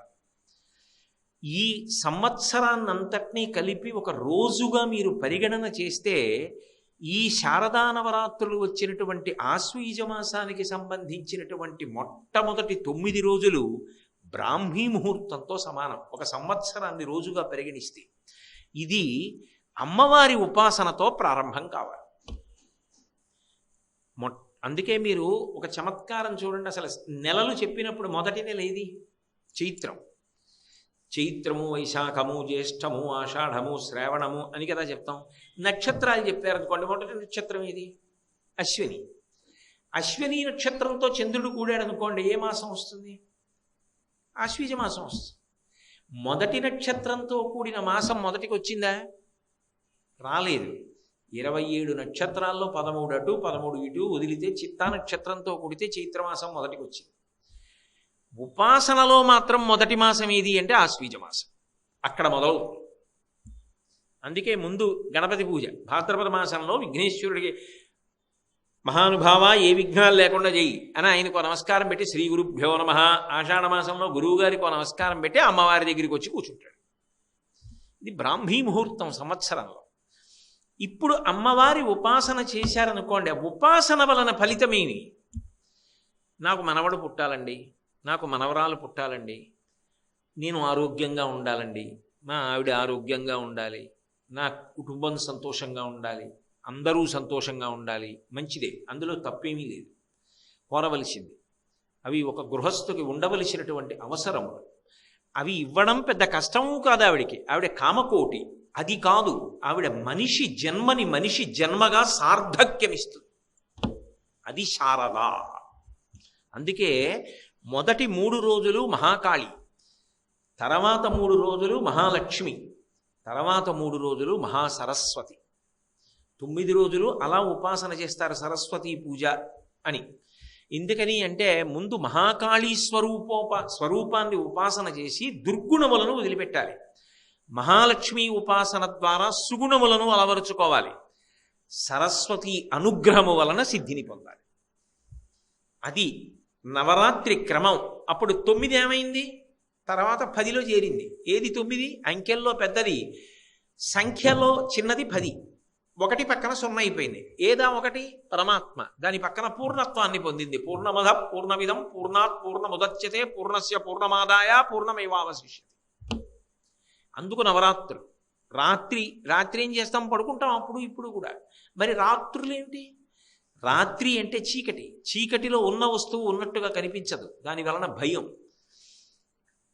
యథార్థమైన ఆత్మ తెలియకపోవడం వల్ల భయం. అసత్యమైన శరీరము సత్యం అనుకుని అది ఉండాలని కోరుకుంటాడు, కానీ అది ఉండదు, దాని ధర్మం అది వెళ్ళిపోతుంది. అందుకని భయం. అది పోవాలి అంటే, చీకటి పోయి వెలుతురు రావాలి అంటే, ఆ జ్ఞానము కలగాలి అంటే ఈ నవరాత్రులు ఉపాసన చెయ్యి. ఈ నవరాత్రులు ఉపాసన చేస్తే దేవి అనుగ్రహ శక్తి ఎలా వస్తుంది, భ్రమరాంబ ఎలా అనుగ్రహిస్తుంది, అది చెప్తున్నారు శంకరాచార్యులు వారు ఇక్కడ. అది ఆయన అంటారు షడ్వైరివర్గాపహాం, 6 శత్రువుల యొక్క సమూహమును తొలగిస్తుంది. మీరు బాగా పట్టుకోవాలి. ఎవరు ఆ 6 శత్రువులు? తొలగిస్తే ఏం చేయాలి? దాని స్థానంలో ఇంకొకటి పట్టుకొచ్చి పెట్టేసి దీన్ని తీసేయాలి అక్కడి నుంచి. కామ క్రోధ లోభ మద మోహ మాత్సర్యములు, ఈ 6 శత్రువులు. ఈ 6 శత్రువులు ఎవరికి శత్రువులు అంటే నిజానికి జీవుడికి శత్రువులు. వాడు అధపతనం అయిపోవడానికి 6 కారణం అవుతాయి. ఇవ్వాలంటే ఈ శరీరంలో ఉన్నాడు, వచ్చే జన్మలలో వాడు సర్వనాశనం అయిపోయేటట్టుగా చెయ్యగలిగిన వాళ్ళు ఎవరంటే సమస్త పాపములకు మూలమైన వాళ్ళు ఈ 6. వాళ్ళు ఎక్కడి నుంచో బయట నుంచి రారు. కామక్రోధశ్చ లోభశ్చ దేహే తిష్టంతి తస్కరాహ జ్ఞానరత్నాపహారాయ తస్మాత్ జాగ్రత్త జాగ్రత్త. ఇక్కడే కూర్చుని ఉంటారు. అమ్మవారు ఏం చేస్తుంది? ఉపాసన చేస్తే, ఆవిడ్ని స్మరిస్తే, భక్తితో ఆమె మ్రోల నిలబడి నమస్కారం చేస్తే ఈ షడ్వైరివర్గాపహాం వీటిని తీసేస్తుంది. ఎలా తీస్తుంది అంటే, ఎలా తీసేసుకోవాలో తెలిసేట్టు చేస్తుంది. అంతే చమత్కారం. అందుకే ఎప్పుడూ కూడా పూజంతా అయిన తర్వాత ఏం చెప్తారంటే ప్రచోదయాత్. ఏ లఘు గాయత్రి చెప్పండి, చివర ప్రచోదయాత్ ప్రచోదయాత్ తన్న రుద్ర ప్రచోదయాత్ తన్నో రుద్ర ఏదో దుర్గ ప్రచోదయాత్, ఏదో ఏ దేవతా స్వరూపాన్ని పూజ చేస్తే అది చెప్పి ప్రచోదయాత్, మా బుద్ధులను ప్రేరేపించుగాక. బుద్ధి యందు ప్రేరణ శక్తిగా నిలబడుతుంది. యాదేవి సర్వభూతేషు బుద్ధిరూపేణ సంస్థిత నమస్తస్యై నమస్తస్యై నమస్తస్యై నమో నమః. బుద్ధి ప్రచోదనం అవుతుంది. అయితే ఏమవుతుంది? దీని వలన ఏం పాడవుతున్నాడో తెలుసుకుంటున్నాడు, దీని వలన ఎలా బయటికి రావాలో తెలుసుకుంటాడు. అది అప్పటి వరకు తెలియక మగ్గిపోతాడు. మీకు నేను ఉదాహరణ చూపించాలి అంటే షడ్వైరివర్గాపహాం కదా. షడ్వైరులలో అంటే 6 శత్రువులలో మొదటి శత్రువు ఎవరో? కామము. కామము అనేటటువంటిది ఎందుకు పాడు చేసేయగలిగినటువంటిది అయి ఉంటుంది అంటే, అదొకసారి పుట్టిందనుకోండి, ఎక్కడ పుట్టాలంటే మనసులో పుట్టాలి. అదొకసారి పుట్టిందనుకోండి, పుట్టిన తరువాత అది గిర్ర గిర్ర గిర్ర గిర్ర తిప్పుతుంది. ఆ తిప్పిందనుకోండి, ఉత్తర క్షణంలో యువతల వాడిని గడ్డిపరకం చేస్తుంది, తేల్చేస్తుందంతే. ఇప్పుడు మీకు బాగా అర్థం అవ్వాలి అంటే, అర్థం అవ్వలేదని కాదు నా ఉద్దేశ్యం, ఓ విశాలమైన పాత్రలో నీళ్లు పోసాను అనుకోండి, అవి అలా హాయిగా ఉన్నాయి. నేను ఎళ్ళో పుల్లముక్క కట్టుకుని అదే పనిగా తిప్పాను అనుకోండి, ఇప్పుడు అవి ఎంత వేగంగా తిరుగుతాయంటే మధ్యలో సిడుగుండం లాంటిది కూడా వస్తుంది. అప్పుడు దాంట్లో ఆకు పడేయండి, దాని వేగం దీనికి కట్టుకుని అది కూడా గిరగిరగిరగిరగిర తిరుగుతుంది. మనసు యందు రజోగుణ ప్రకోపము బయలుదేరి దేనినో పొందాలన్న కోరిక ముందు సంకల్పంగా వస్తుంది. పాదునిపించినట్టు నిరంతర స్మరణము వలన అది పొందాలి, అది పొందాలి, అది పొందాలి, అది పొందాలి, అదే కలగా కూడా వస్తుంది. అప్పుడు అది ఏమవుతుందంటే దాన్ని పొందాలన్న ఆర్తి తీవ్రమైన కోరిక అవుతుంది. ఒక్కొక్కసారి ఆ కోరిక కోసం ఏం చేస్తాడంటే, అది మనకు అవసరమా అవసరం కాదా అన్నది వదిలిపెడతాడు. అవసరం అనుకోండి, తప్పులేదు. నేను గృహస్థాశ్రమంలోకి వెళ్ళాలి, తప్పేం లేదు. నాకు కొడుకు పుట్టాలి, తప్పేం లేదు. నాకు కూతురు పుట్టాలి, తప్పు లేదు. నాకు మనవలు పుట్టాలి, తప్పు లేదు. నాకు ఇల్లు ఉండాలి, తప్పు లేదు. నేను ఆరోగ్యంగా ఉండాలి, తప్పు లేదు. నేను అమెరికా అధ్యక్షుడిని అవ్వాలి, ఎందుకు? అది తిప్పడం. ఆ తిప్పు అదే భాగవతంలో సుడిగాలి రూపంలో వచ్చాడు రాక్షసుడు అని చెప్తారే, అదే. అందులో గడ్డిపరకలా తేలిపోయింది. తృణావర్తుడు, తృణము అంటే గడ్డిపరకన చేసి తిప్పేస్తుంది సుమాని, అలా తీసుకుపోతుంది పైకి. అది ఏం చేసింది, శనికృష్ణుడిని కూడా ఎత్తుకుపోయింది. ఆయన కావాలని ఏడిచేవాడు ఉంటే వాడిని చంపి ఆయన వస్తాడు. ఆయన కావాలని ఏడిచింది యశోద, అందుకని ఆయన ఏం చేశాడు, వాడిని పట్టుకు చంపేసి మళ్ళీ తాను తనంతగా యశోదకి దక్కాడు. ఆయన కావాలని లోపల ఆర్తి ఉంటే తృణావర్తుడు మరణిస్తాడు, మనం బ్రతుకుతాం. కామము ఎప్పుడు పట్టుకుంటుందో ఎవ్వరికీ తెలియదు. ఏదో చిన్న సంకల్పంగా వస్తుంది, అది సత్సంకల్పం అనుకోండి, మంచి గొడవ లేదు. నేను బాగా సంగీతం నేర్చుకోవాలి అనో పట్టుదల వచ్చింది అనుకోండి, మంచిది. నేను ఏది ఏమైనా సరే భ్రమరాంబాష్టకం కాగితం లేకుండా చదవాలన్నాను అనుకోండి, మంచిది. కానీ అక్కర్లేని విషయాల వైపుకి వెళ్ళిపోయింది అనుకోండి, అది తిప్పేస్తుంది. అలా తిప్పేయడం మొదలెట్టింది అనుకోండి, ఆయన ఏం చేస్తూ ఉంటాడు అంటే అగ్నిని ఆర్పడానికి నెయ్యి పోస్తూ ఉంటాడు. ఎదురుగుండా అగ్ని రగులుతోంది అనుకోండి, అక్కడ నీటి జాడి ఉంది, ఆ నెయ్యి వేడికి కరిగిపోయింది. తెలియక పిల్లాడు ఏం చేశాడు, నీళ్ళలాగే ఉంది కదా అని పట్టుకెళ్ళి అగ్నిలో పోశాడు, భగ్గున మండుతుంది. అగ్నిలో నెయ్యిని పోస్తే అగ్ని మరింత రగిలినట్టు మనసులోకి వచ్చిన ప్రతి కోరికని తీర్చుకునే ప్రయత్నం చేస్తే కొత్త కోరికలు పుట్టి తిప్పుతూనే ఉంటాయి. ఈలోగా ఆయుర్దాయం అయిపోతుంది, హీనోపాధుల్లోకి వెళ్ళిపోతాడు. అందుకే ఎక్కడో అక్కడ తృప్తి. అవసరం అన్నది ఎప్పుడైనా ఉండొచ్చు, దాన్ని ఎవరు కోరిక అనరు. అసలు అవసరం అన్నది ఉండవలసింది, తప్పేం లేదు. అందులో అడగడం కూడా తప్పు కాదు. అర్థో జిజ్ఞాసురర్థార్థి జ్ఞానీచ భరతర్షభాన ఆయనే ఒప్పుకున్నాడు. అది ఏం చేస్తుందంటే ఆ కామము నన్ను పట్టుకుంటోంది అని గ్రహిస్తాడు. అమ్మవారి అనుగ్రహం కలిగిందనుకోండి, నన్ను గడ్డిపరకని చేస్తోంది, నేను తిరుగుతున్నాను, అక్కరలేని విషయాల జోలికి నేను వెడుతున్నాను, నా జీవితం నిష్ప్రయోజనం అయిపోతుంది. ఇక మళ్ళీ ఇది రమ్మంటే వస్తుందన్న నమ్మకం ఏం లేదు మనుష్య జన్మ. మళ్ళీ నాకు స్వరపేటికి ఉంటుందని ఏమిటి నమ్మకం మిగిలిన ప్రాణులకు లేదు, నాకుంది. కాబట్టి నేను సద్వినియోగం చేసుకోవాలి. అప్పుడు ఏం చేస్తాడంటే ఈ కామాన్ని గెలవాలి అనుకున్నవాడు భగవద్ధ్యానమునందు ప్రవేశిస్తాడు. అది ఈశ్వరుడికి సంబంధించినవి ఏవో వింటూ ఉండడం, ఆయనని ధ్యానం చేస్తూ ఉండడం, ఆయన గురించి ఆలోచన చేస్తూ ఉండడం, అది ఉపాసన, దగ్గరగా ఉండడం. అప్పుడు ఒకటి తీరలేదు, ఏమో ఈశ్వరుడు ఎందుకు ఇవ్వలేదు, వాంఛితార్థ ప్రదాయిని, ఆ కోరిక నాకు తీరితే ప్రమాదమేమో, అందుకే తీర్చలేదేమో అమ్మ, వదిలేస్తాడు. అది తీరింది, ఓ నేను అర్హుడను అన్నమాట, ఇచ్చింది. ఇప్పుడు ఇవ్వకూడదేమో, అందుకు ఇవ్వలేదు. ఎప్పుడు ఇవ్వాలో ఆవిడికి తెలీదా? ఇప్పుడు ఇవ్వలేదని నేను ఆవిడ్ని నింద చేయడం ఏంటి, నేను అందుకు నింద చేయనంటాడు. అది భగవద్ధ్యానం ఏం చేస్తుందంటే శాంతికారకం, కామము ఉద్వేగకారకం, దానికి విరుగుడిది. అది అమ్మవారు మనసులో తట్టేటట్టు చేస్తుంది. ధియో యౌన ప్రచోదయాత్, బుద్ధిని ప్రేరేపణ చేసి విడుదల చేయించడానికి ఏం చేస్తుందంటే వాడు భగవద్భక్తి ఎందు ఊంచుకుంటాడు. ఓ కష్టం వచ్చిందనుకోండి, చిన్న కష్టం, విచలితుడైపోయేవాడు పూర్వం. ఇప్పుడు ఓ కష్టం వచ్చిందనుకోండి, ఎంతమంది కష్టాలు పడలేదండి. కాలోహి దురతిక్రమ, సీతమ్మ పడ్డ కష్టాల కన్నా నీ పడిన కష్టాలు పెద్ద కష్టమా ఏమిటి అంటాడు తప్ప, కష్టానికి కుంగిపోడు, ఏదైనా కలిసి వచ్చిందని పొంగిపోడు. తుల్య నిందాస్తుతిర్మౌని సంతుష్టో ఏనకేనచిత్ తనికేత స్థిరమతి భక్తివాన్మే ప్రియో నరః అన్నట్టు ప్రశాంతంగా ఉంటాడు. ఇప్పుడు కామము కదిపేస్తే ప్రశాంతత అలా ఉండేటట్టుగా చేస్తుంది. అలా చెయ్యగలిగినది ఏది? రాటుని పోటుని తట్టుకుని ప్రశాంతత పొందేటట్టు చెయ్యగలిగినది భగవద్భక్తి. అందుకే కామము, భక్తి. భక్తి అంటే ప్రేమ. ప్రేమ యొక్క వేరొక పేరే భక్తి. భగవంతుని యందు ప్రేమ భక్తి. కామమునకు ప్రేమకి పెద్ద భేదం ఒకటి ఉంటుంది. కామం ఏం చేస్తుందంటే పాషాణం చేస్తుంది మనిషిని. ఇటక తయారు చేసినప్పుడు చూడండి, మామూలుగా అగ్నిలో కాల్చడం కాదు, ఊకలో కాలుస్తారు.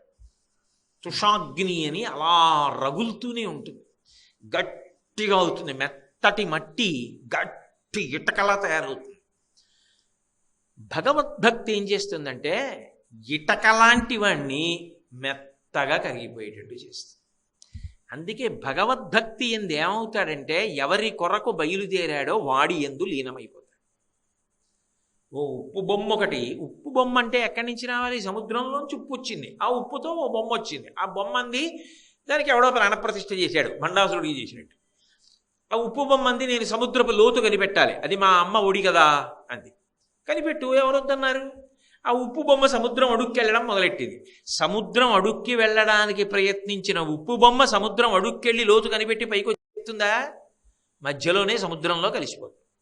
ఇక ఉప్పు బొమ్మ లేదు, ఉప్పు నీటిలో కలిసిపోయింది. అలా భక్తి ఏం చేస్తుందంటే చివరికి భగవంతుని యందు ఐక్యమైపోయేట్టు చేస్తుంది. కామము పాషాణం చేసేస్తుంది. అది రెండిటికి భేదం. అందుకే భక్తి యందు పరమ చిత్తశాంతి.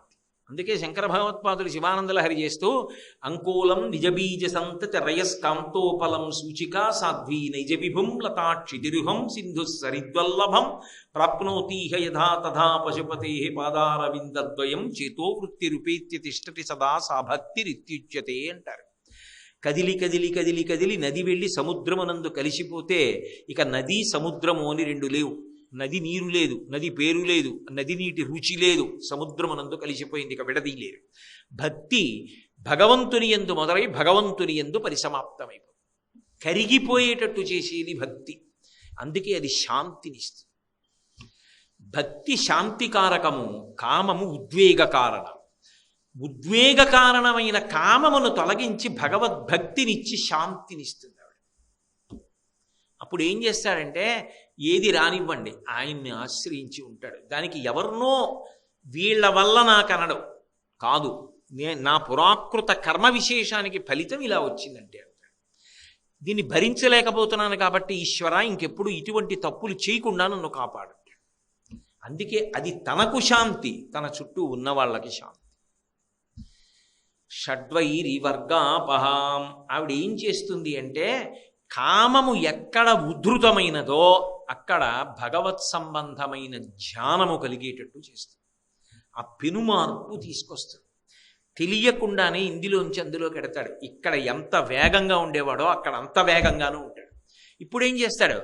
నిద్ర లేచిన దగ్గర నుంచి ఏదో ఎప్పుడు తెల్లవారుతుంది, తెల్లవారక ముందు నేను స్నానం చేయాలి, ఏదో పూజ చేసుకోవాలంటాడు, గుడికి వెళ్ళాలంటాడు, ప్రదక్షిణం చేయాలంటాడు, అందరిలో భగవంతుడు ఉన్నాడంటాడు, నేను తినడమే కాదంటాడు, నలుగురికి పెట్టాలంటాడు, పూజ చేసుకోవాలంటాడు, శారదా నవరాత్రులు వస్తున్నాయి, ఇవి నిరర్థకం అయిపోతే ఎలా, ఈ 10 రోజులు నేను చెయ్యాలి కదా అంటాడు. ఉత్సాహంగా పరిగెడతాడు. అంతేగాని మానసికంగా కుంగిపోయి నా కర్మ ఇంకా 9 రోజులు ఉన్నాయా అంటూ వెళ్ళడం, 9 రోజులే ఉన్నాయా అని బాధపడుతూ పెడతాడు. ఆ ఉత్సాహమునిస్తుంది కామముతో ఉన్నప్పుడు. కామం అంటే అన్ని వేళలా స్త్రీ పురుష సంబంధం కాదు, కోరికలు అని.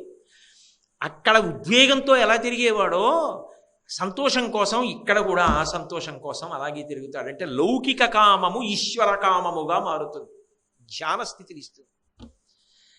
అది ఇచ్చి ఇది తీస్తుంది. అప్పుడు తిరుగుతాడు, ఇప్పుడు తిరుగుతాడు.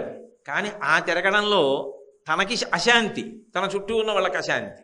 ఇప్పుడు తిరుగుతాడు, తనకు శాంతి, తన చుట్టూ ఉన్న వాళ్లకు శాంతి.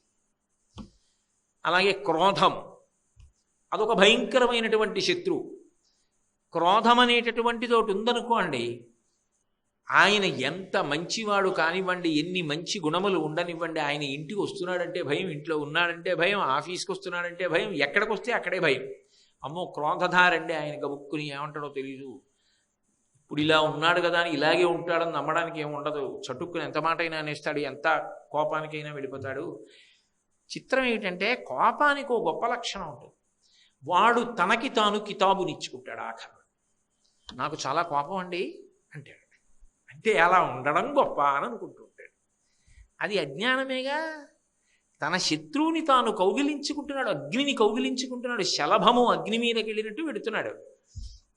ఈ క్రోధమును తీయడానికి ఆవిడ ఏం చేస్తుందంటే సాధన యందు క్షమను ప్రవేశపెడుతుంది, ఓర్పు కలుగుతుంది. సాధారణంగా కోపం ఎందుకు వస్తుంది? అవతలవాడు తప్పు చేశాడని, అవతలవాడు ఏంటలా మీ ఇష్టం వచ్చినట్టు అని కోప్పడతాడు. కానీ వెంటనే ఆలోచన రావడం మొదలవుతుంది, మనం ఎప్పుడూ చేయలేదేమిటి? ఈ ఆలోచన రాగానే అసలు నాకేం అర్హత ఉంది ఇంకోళ్ళని దెబ్బలాడడానికి? నేను ఎప్పుడూ తప్పు చేయకపోతే వాడు తప్పు చేశాడని దెబ్బలాడాలి. మరంటే కోపం తెచ్చుకోడా? కోపం నటిస్తాడు. వ్యవస్థని దిద్దడానికి కోపం వచ్చినట్టు నటిస్తాడు కాబట్టి ఎప్పుడు కావాలంటే అప్పుడు వదిలేస్తాడు. ఆయన కోట్లకు పడగలెత్తినవాడు. ఎప్పుడైనా ఎక్కడికైనా వెళ్ళి ఏదైనా 4 వస్తువులు కొనుక్కోవాలంటే సింగపూర్ వెళ్ళి కొనుక్కుంటాడు. ఆయన కటిక దరిద్రుడి వేషం వేశాడు. అన్నం లేక స్పృహ తప్పి పడిపోయినట్టు నటించాడు. 50 రూపాయలు టికెట్ పెట్టి కొనుక్కుని వెళ్ళిన వాళ్ళందరూ కళ్ళమ్మట నీళ్లు కార్చి ఎంత బాగా నటించాడో అన్నారు. ఆయనకి పద్మ అవార్డు ఇచ్చారు. నిజ జీవితంలో ఆయన దరిద్రుడా? కాడు. అలాగే కోపాన్ని నటిస్తాడు. అమ్మో ఎంత కోపం వచ్చిందో అనుకుంటారు, ఉట్టిది. ఆయన వెంటనే వదిలేయగలడు, నటనేగా. ఆ వేషం విప్పేస్తే ఆయన కోటీశ్వరుడు, పెద్ద కారులో ఇంటికి వెళ్ళిపోతాడు. చూసినవాడు ఏడుస్తాడు, అబ్బో పాపం కథానాయకుడు ఎంత బాధపడుతున్నాడో అన్నం లేక. నిజానికి ఆయనే అన్నం లేనివాడు ఏం కాదు. అలాగే కోపాన్ని నటిస్తాడు తప్ప కోపమునకు వశపడడు. క్షమ, ఓర్పు. ఎంత ఓర్పు పడతాడంటే నా గురించి ఏం తెలుసండి అని కోప్పడతాడు. తెలియకేగా పాపం చేశారు, పొరపాటు నువ్వు అనుకుంటున్నావుగా, అయినప్పుడు ఎందుకు దాని గురించి అంత బాధపడిపోతావు? ఈశ్వరుడు వాళ్ళకి నాకు స్నేహము కుదుర్చుగాక, పరస్పరము అవగాహన కలుగుగాక. ఓర్పు పట్టు, భగవంతుణ్ణి ప్రార్థన చెయ్యి అని క్షమతోటి కోపాన్ని గెలుస్తాడు. అందుకే క్షమాదానం, క్షమాయజ్ఞం, క్షమా సత్యం హి పుత్రికాః, క్షమా ధర్మం, క్షమా యశః, క్షమయావిష్టితం జగత్ అన్నాడు కుశనాభుడు రామాయణంలో. అసలు క్షమాదానం, లోకంలో ఎన్నో దానాలు చేయక్కర్లా, ఓర్పు పట్టడం కన్నా గొప్ప దానం చేసిన వాడు లోకంలో ఇంకోటి ఉండడం. క్షమాయజ్ఞం, ఎన్నో యజ్ఞములు చేసిన వాడితో సమానం ఓర్పు పట్టినవాడు. క్షమా సత్యం హి పుత్రికాః, క్షమయే సత్యం, సత్యమే ఈశ్వరుడు. సత్యమేవేశ్వరో లోకే సత్యం పద్మాశ్రితా సదా, సత్యమూలాని సర్వాణి సత్యాన్నాస్తి పరమం పదం అంటాడు రాముడు. సత్యమే ఈశ్వరుడు, సత్యం శివం సుందరం. ఆ ఓర్పే సత్యం, ఓర్పే ధర్మము, ఓర్పే సమస్తము. అసలు ఆ ఓర్పు లేని నాడు ఈ లోకము లేదు. ఎవరో చిన్నవాడికి కోపం వచ్చిందనుకోండి పర్వాలేదు, బాగా శక్తి ఉన్నవాడికి కోపం వస్తే వాడు లోకాలను బాడి చేసేయడు. ఎవరికి ఓర్పు ఎక్కువ ఉండాలంటే ఎవడు బాగా చదువుకున్నాడో, ఎవడు బాగా శక్తివంతుడో వాడే ఎక్కువ ఓర్పుతో ఉండాలి. నేను చాలా గొప్పవాడిని కాబట్టి నాకు ఓర్పు తక్కువ అంటే కుదరదు. పెద్ద పెద్ద స్థానములలో ఉన్న వారికి ఎక్కువ ఓర్పు ఉండాలి. కాబట్టి క్షమ ఇది తీసేస్తుంది, అది పెట్టేస్తుంది. ఇప్పుడు ఏమవుతుంది? ఇన్నాళ్ళు కోపం, ఇప్పుడు ఆ కోపం పోయింది, ఓర్పు. నవ్వుతాడంతే, ఓన్లెద్దరో అంటాడు. అది ఒక నాటకం, అలా జరుగుతుంటాయి లోకంలో అంటాడు అని తన కర్తవ్యంలో తాను ఉంటాడు. లేకపోతే తన కర్తవ్యం నశించిపోతుంది, విచలితుడైపోతాడు.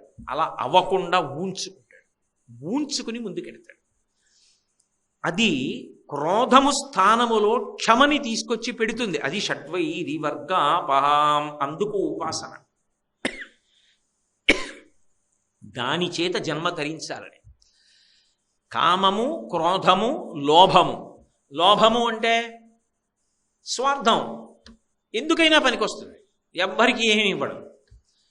ఏమంటే దీనికి మీరు ఓ 10 రూపాయలు ఇవ్వాలి అంటే ఎందుకు, మనసులో ఉంటే చాలదా?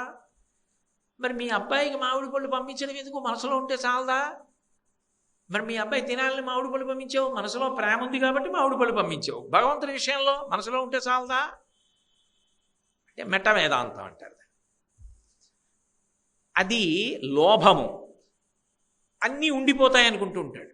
ఇవన్నీ నేను కూడబెట్టుకొని ఇవన్నీ నావి అన్న భావనతో తృప్తిని పొంది ఉండిపోవాలనుకుంటాడు.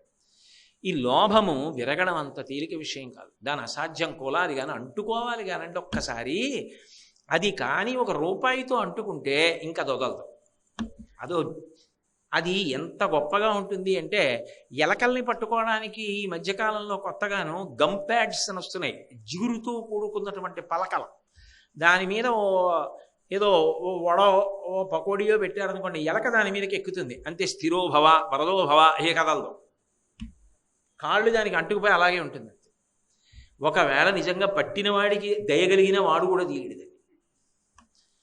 అది ఎలా పట్టేసుకుంటుందో లోభం అలా పట్టేసుకుంటుంది. దాన్ని విరగ్గొట్టడం అన్నది అంత తేలిక విషయం కాదు. లోభం విరిగిపోవడానికి అమ్మవారు చేసేటటువంటి గొప్ప అనుగ్రహం ఏమిటంటే అనిత్యత్వం గురించి ఆలోచించగలిగిన శక్తిని ఆవిడిస్తుంది.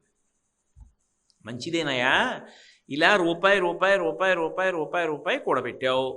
కూడబెడుతూ ఉండగా రోజైపోయింది, వారాలైపోయాయి, 15 రోజులు అయిపోయాయి, నెల్లాళ్ళు అయిపోయాయి, జీతం వచ్చింది, అతి తక్కువ ఖర్చు పెట్టుకున్నావు, బాగా దాచావు, కనీసం నువ్వు కూడా కడుపు నిండా తినలేదు, ఒంటి నిండా బట్ట కట్టుకోలేదు, ఒకరికి పెట్టింది లేదు. మంచిదే, కానీ ఒకనాడు శరీరము పతనమైపోయింది. అంటే నా ఉద్దేశం దుర్వినియోగం చేయమని కూడా నేను చెప్పట్లేదు. శరీరము పతనమైపోయింది, జీవుడు ఈ శరీరంలోంచి వెళ్ళిపోతాడు.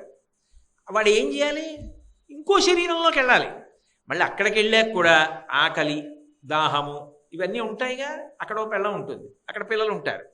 అప్పుడు ఏ పుణ్యం ఉందని అడ్డుపెట్టి నీకు ఇస్తారు? పుణ్యం ఉంటే కదా ఏమైనా వచ్చేది. అదే కదా శంకరాచార్యుల వారి కనకధారా స్తోత్రం, చేసిన పుణ్యం లేకుండా భగవద్ అనుగ్రహం ఎక్కడి నుంచి వస్తుంది? ఒరే, ఇవాళ వీళ్ళందరూ నా చుట్టూ ఉన్నారు, కుటుంబంలో మంచిదే, భార్యని పోషించవలసిందే, భార్యకు గొలుసు చేయించవలసిందే, బిడ్డల్ని ప్రేమగా చూడవలసిందే, వాళ్ళకు కొంత పెట్టవలసిందే. వాళ్ళతో పాటు కనపడని వాడు ఇంకోడు ఉన్నాడు, నీ జీవుడు. వాడు ఇవాళ వీళ్లతో ఉన్నాడు. ఈ శరీరము ఊపిరి ఆగిపోతే ఇక వాడికి వీళ్ళకి సంబంధం లేదు. ఫోటో గోడ మీద అంతే, ఉత్తర క్షణం వాడి ఫోటో పెట్టేస్తారు అక్కడ. అంతవరకు ఎందుకు? ఈ శరీరాన్ని అలా తీసుకొచ్చి ఇలా ఇంటికి వచ్చేటప్పటికి అక్కడ బల్ల మీద ఫోటో పెట్టి ఉంటుంది దండేసి, అన్ని అనుబంధాలు పోయి. ఆ తర్వాత ఫోటో బాగుంది ఫ్రేమ్ అని పెట్టేవాడు ఉంటాడు. ఈ ఫోటో కన్నా కాస్త నవ్వుతున్న ఫోటో ఎక్కడైనా ఉంటే తెద్దురు అని ఈ ఫోటో తీసేసేవాడు ఉంటాడు. ఆ తర్వాత 10 ఏళ్ళు పోయిన తర్వాత ఆ ఫోటో లేదండి ఏమైపోయో ఆ రోజుల్లో సరిగ్గా 3 ఇళ్ళు మారడంలో పోయిందంటాడు. మనసులో పోయింది, చిత్రపటంలో పోయింది, నువ్వు సంపాదించింది పంచుకు తినిచ్చేది. ఎందుకు దాచావు? అదంతా నాకు ఉండిపోవాలనుకుంటే నిజంగా నీ జీవుడికి ఉండిపోవాలనుకుంటే కొంత దానం చేసింది ఏదో అది పుణ్యమై నీతో వస్తుంది. ఇక్కడ ఉన్నది నీది కాదు, దానం చేసిన పుణ్యం మాత్రం నీది. ఈ శరీరంతో పల్లకి పట్టుకున్నది నీది, ఈ శరీరంతో ఒక దీనుడికి అన్నం పెట్టింది నీది, ఈ శరీరంతో 10 రూపాయలు ఒక దీనుడికి ఇచ్చింది నీది, ఈ శరీరంతో దేవాలయాన్ని తుడిచింది నీది, ఈ శరీరంతో నువ్వు ఒక ఉత్సవంలో ప్రదక్షిణం చేసింది నీది, ఈ శరీరంతో చేసిన పూజ నీది. ఈ శరీరాన్ని దాచుకుని సంపాదించింది, దాచుకున్నది నీతో వచ్చింది కాదు. అనిత్యం, అనిత్యమైన దాని గురించి ఆలోచింపచేస్తుంది అమ్మవారు. అందుకే స్మర నిత్యమనిత్యతాం అంటారు. ఎన్నో ఆలోచిస్తూ ఉంటావు కదా, ఒక్కసారి కొంచెం ప్రతిరోజు 2 నిమిషాలు ఏమనుకోకి ఇలా చెప్పానని. అబ్బాయి నేను చెప్పట్లేదు సుమండి, శాస్త్రాలు చెప్పిన మాట చెప్తున్నాను. 2 నిమిషాలు ఇంకొక విషయం కూడా ఆలోచించు. మా తాతగారు ఉండేవారు, మెళ్ళలో పెద్ద పెద్ద బంగారం గొలుసులు అవి వేసుకునేవారు, మంచి పండితుడు, పొందుకర్ర పట్టుకు తిరుగుతుండేవారు, చాలామందికి భోజనం పెట్టారు, ఓ సత్రవు కట్టారు, ఓ గుడి కట్టారు, ఓ రామాలయం కట్టారు, ఎన్నో చేశారు. ఏరి ఆయన వెళ్ళిపోయారు. మా నాన్నగారు ఆయన మహాత్ముడు ఎన్నో చేశారు, ఏరి వెళ్ళిపోయారు. నేను తర్వాత వరుస నాదే. కాబట్టి అనిశ్యతాం, శరీరం ఉండదుగా. వాళ్ళేం సామాన్యులు గారు, మహామహులు. వాళ్ళు వెళ్ళిపోయారుగా. చంద్రశేఖరేంద్ర సరస్వతి మహాస్వామంతటి వారు శరీరం వదిలేరు, వివేకానందుడు వదిలేడు, రామకృష్ణ పరమహంస వదిలేరు, చంద్రశేఖర భారతి వదిలేరు, మహాత్మా గాంధీ వదిలేరు. నువ్వు వదలవు. మరి వదిలిపెట్టేసే లోపల, అనిత్యమైన శరీరం వదిలిపెట్టే లోపల ఇందులోకి వచ్చిన జీవుణ్ణి పాడు చేసేసుకుంటే ఎవరు ఉద్ధరిస్తారు? తర్వాత నువ్వు నేర్పిందేగా. తర్వాత గోదానం చేయమంటే వాడు చేస్తాడు, ఆ 11 రూపాయలు దానం చేస్తాడు.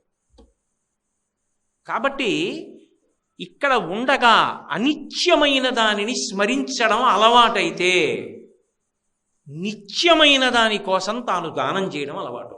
అరే, ఇక్కడ ఉండగా ఆకలితో ఉన్నవాడికి పెట్టాలి, ఇది అవకాశం. ఇది నేను ఎవరికో పెట్టట్లేదు, నా జీవుడికి పెట్టుకుంటున్నా. రేపొద్దున్న ఈ పుణ్యం, ఇది రేపొద్దున్న పుణ్యమై అనుగ్రహిస్తుంది, ఇంకో శరీరంలో ఉండగా నన్ను కాపాడుతుంది. కాబట్టి నేను ఇది చెయ్యాలి. ఈ శరీరంతో దాచింది ఇక్కడ ఉండిపోతుంది, అక్కడికి పనికిరాదు ఇది అన్న భావన వస్తుంది.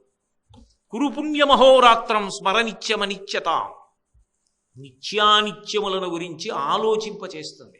లోభము విరిగిపోతుంది. పాలలో ఉప్పరాయి పడింది అనుకోండి, విరిగిపోతుంది. గోవులోంచే పాలు వచ్చాయి, పాలు తోడుకుని పెరిగాయి. గోవులోంచే కదండి వచ్చాయి అని గోమూత్రం తెచ్చి పాలల్లో వేయండి, పాలు విరిగిపోతాయి. గోమూత్రము గోక్షీరము రెండు గోవు కడుపులోంచే వచ్చినా మరి రెండు అందులోంచే వచ్చాయి కదండి, విరిగిపోయిన పాలు రాలేదు ఏంటండి అంటే అదో అర్థం లేని చర్చ. అంతేగాని ఆ గోమూత్రం తెచ్చి గోక్షీరంలో పోస్తానంటే పాలు విరిగిపోతాయి. కాబట్టి మనిషి ఇక్కడ ఉండగా ఈ శరీరము అనిత్యము, ఎంతకాలం ఉంటుంది తెలియదు కదా. తెలియనప్పుడు ఇది ఉండగా నువ్వు చేసుకోలేకపోతే పాడవుతావు. లోభము విరగడానికి ఆమె నిత్యానిత్య స్మరణము చేయిస్తుంది, ఆ భావన లోపలికి వస్తుంది. అది త్యాగముతో బ్రతకడానికి కారణమవుతుంది. నీకుంది కాబట్టి పెట్టంటే ఎవడు పెడతాడు? నీకుంది కాబట్టి పెట్టంటే నాకుంది నిజమే, సంపాదించుకో, నువ్వు సంపాదించుకో అంటాడు. కాదయా, పెట్టుకుంటే తరిస్తావు, నీ జీవుడు తరిస్తాడు, అందుకు పెడతాడు. అందుకు కళ్యాణ మంటపం కడతాడు, అందుకు ఓ 10 మంది పేద పిల్లలకి పెళ్ళిళ్ళు చేస్తాడు, ఓ 50 మందిని చదివిస్తాడు, ఓ 100 మందికి అన్నం పెడతాడు. ఎందుకు చేస్తాడు? తన జీవుడు తరించాలి. లోభము విరిగేటట్టు చెయ్యగలిగినది ఆ తల్లియే. షడ్వైరి వర్గాపహాం, కామ క్రోధ లోభ మద. మదం అంటే గర్వం, అహంకారం. అయిందానికి కాందానికి ఇలా అంటుంటాడు. నేను ఎవరో తెలుసా మీకు అంటుంటాడు. ఆ నేనెవరో తెలుసా మీకు అని ఇలా చూపిస్తూ ఉంటాడే.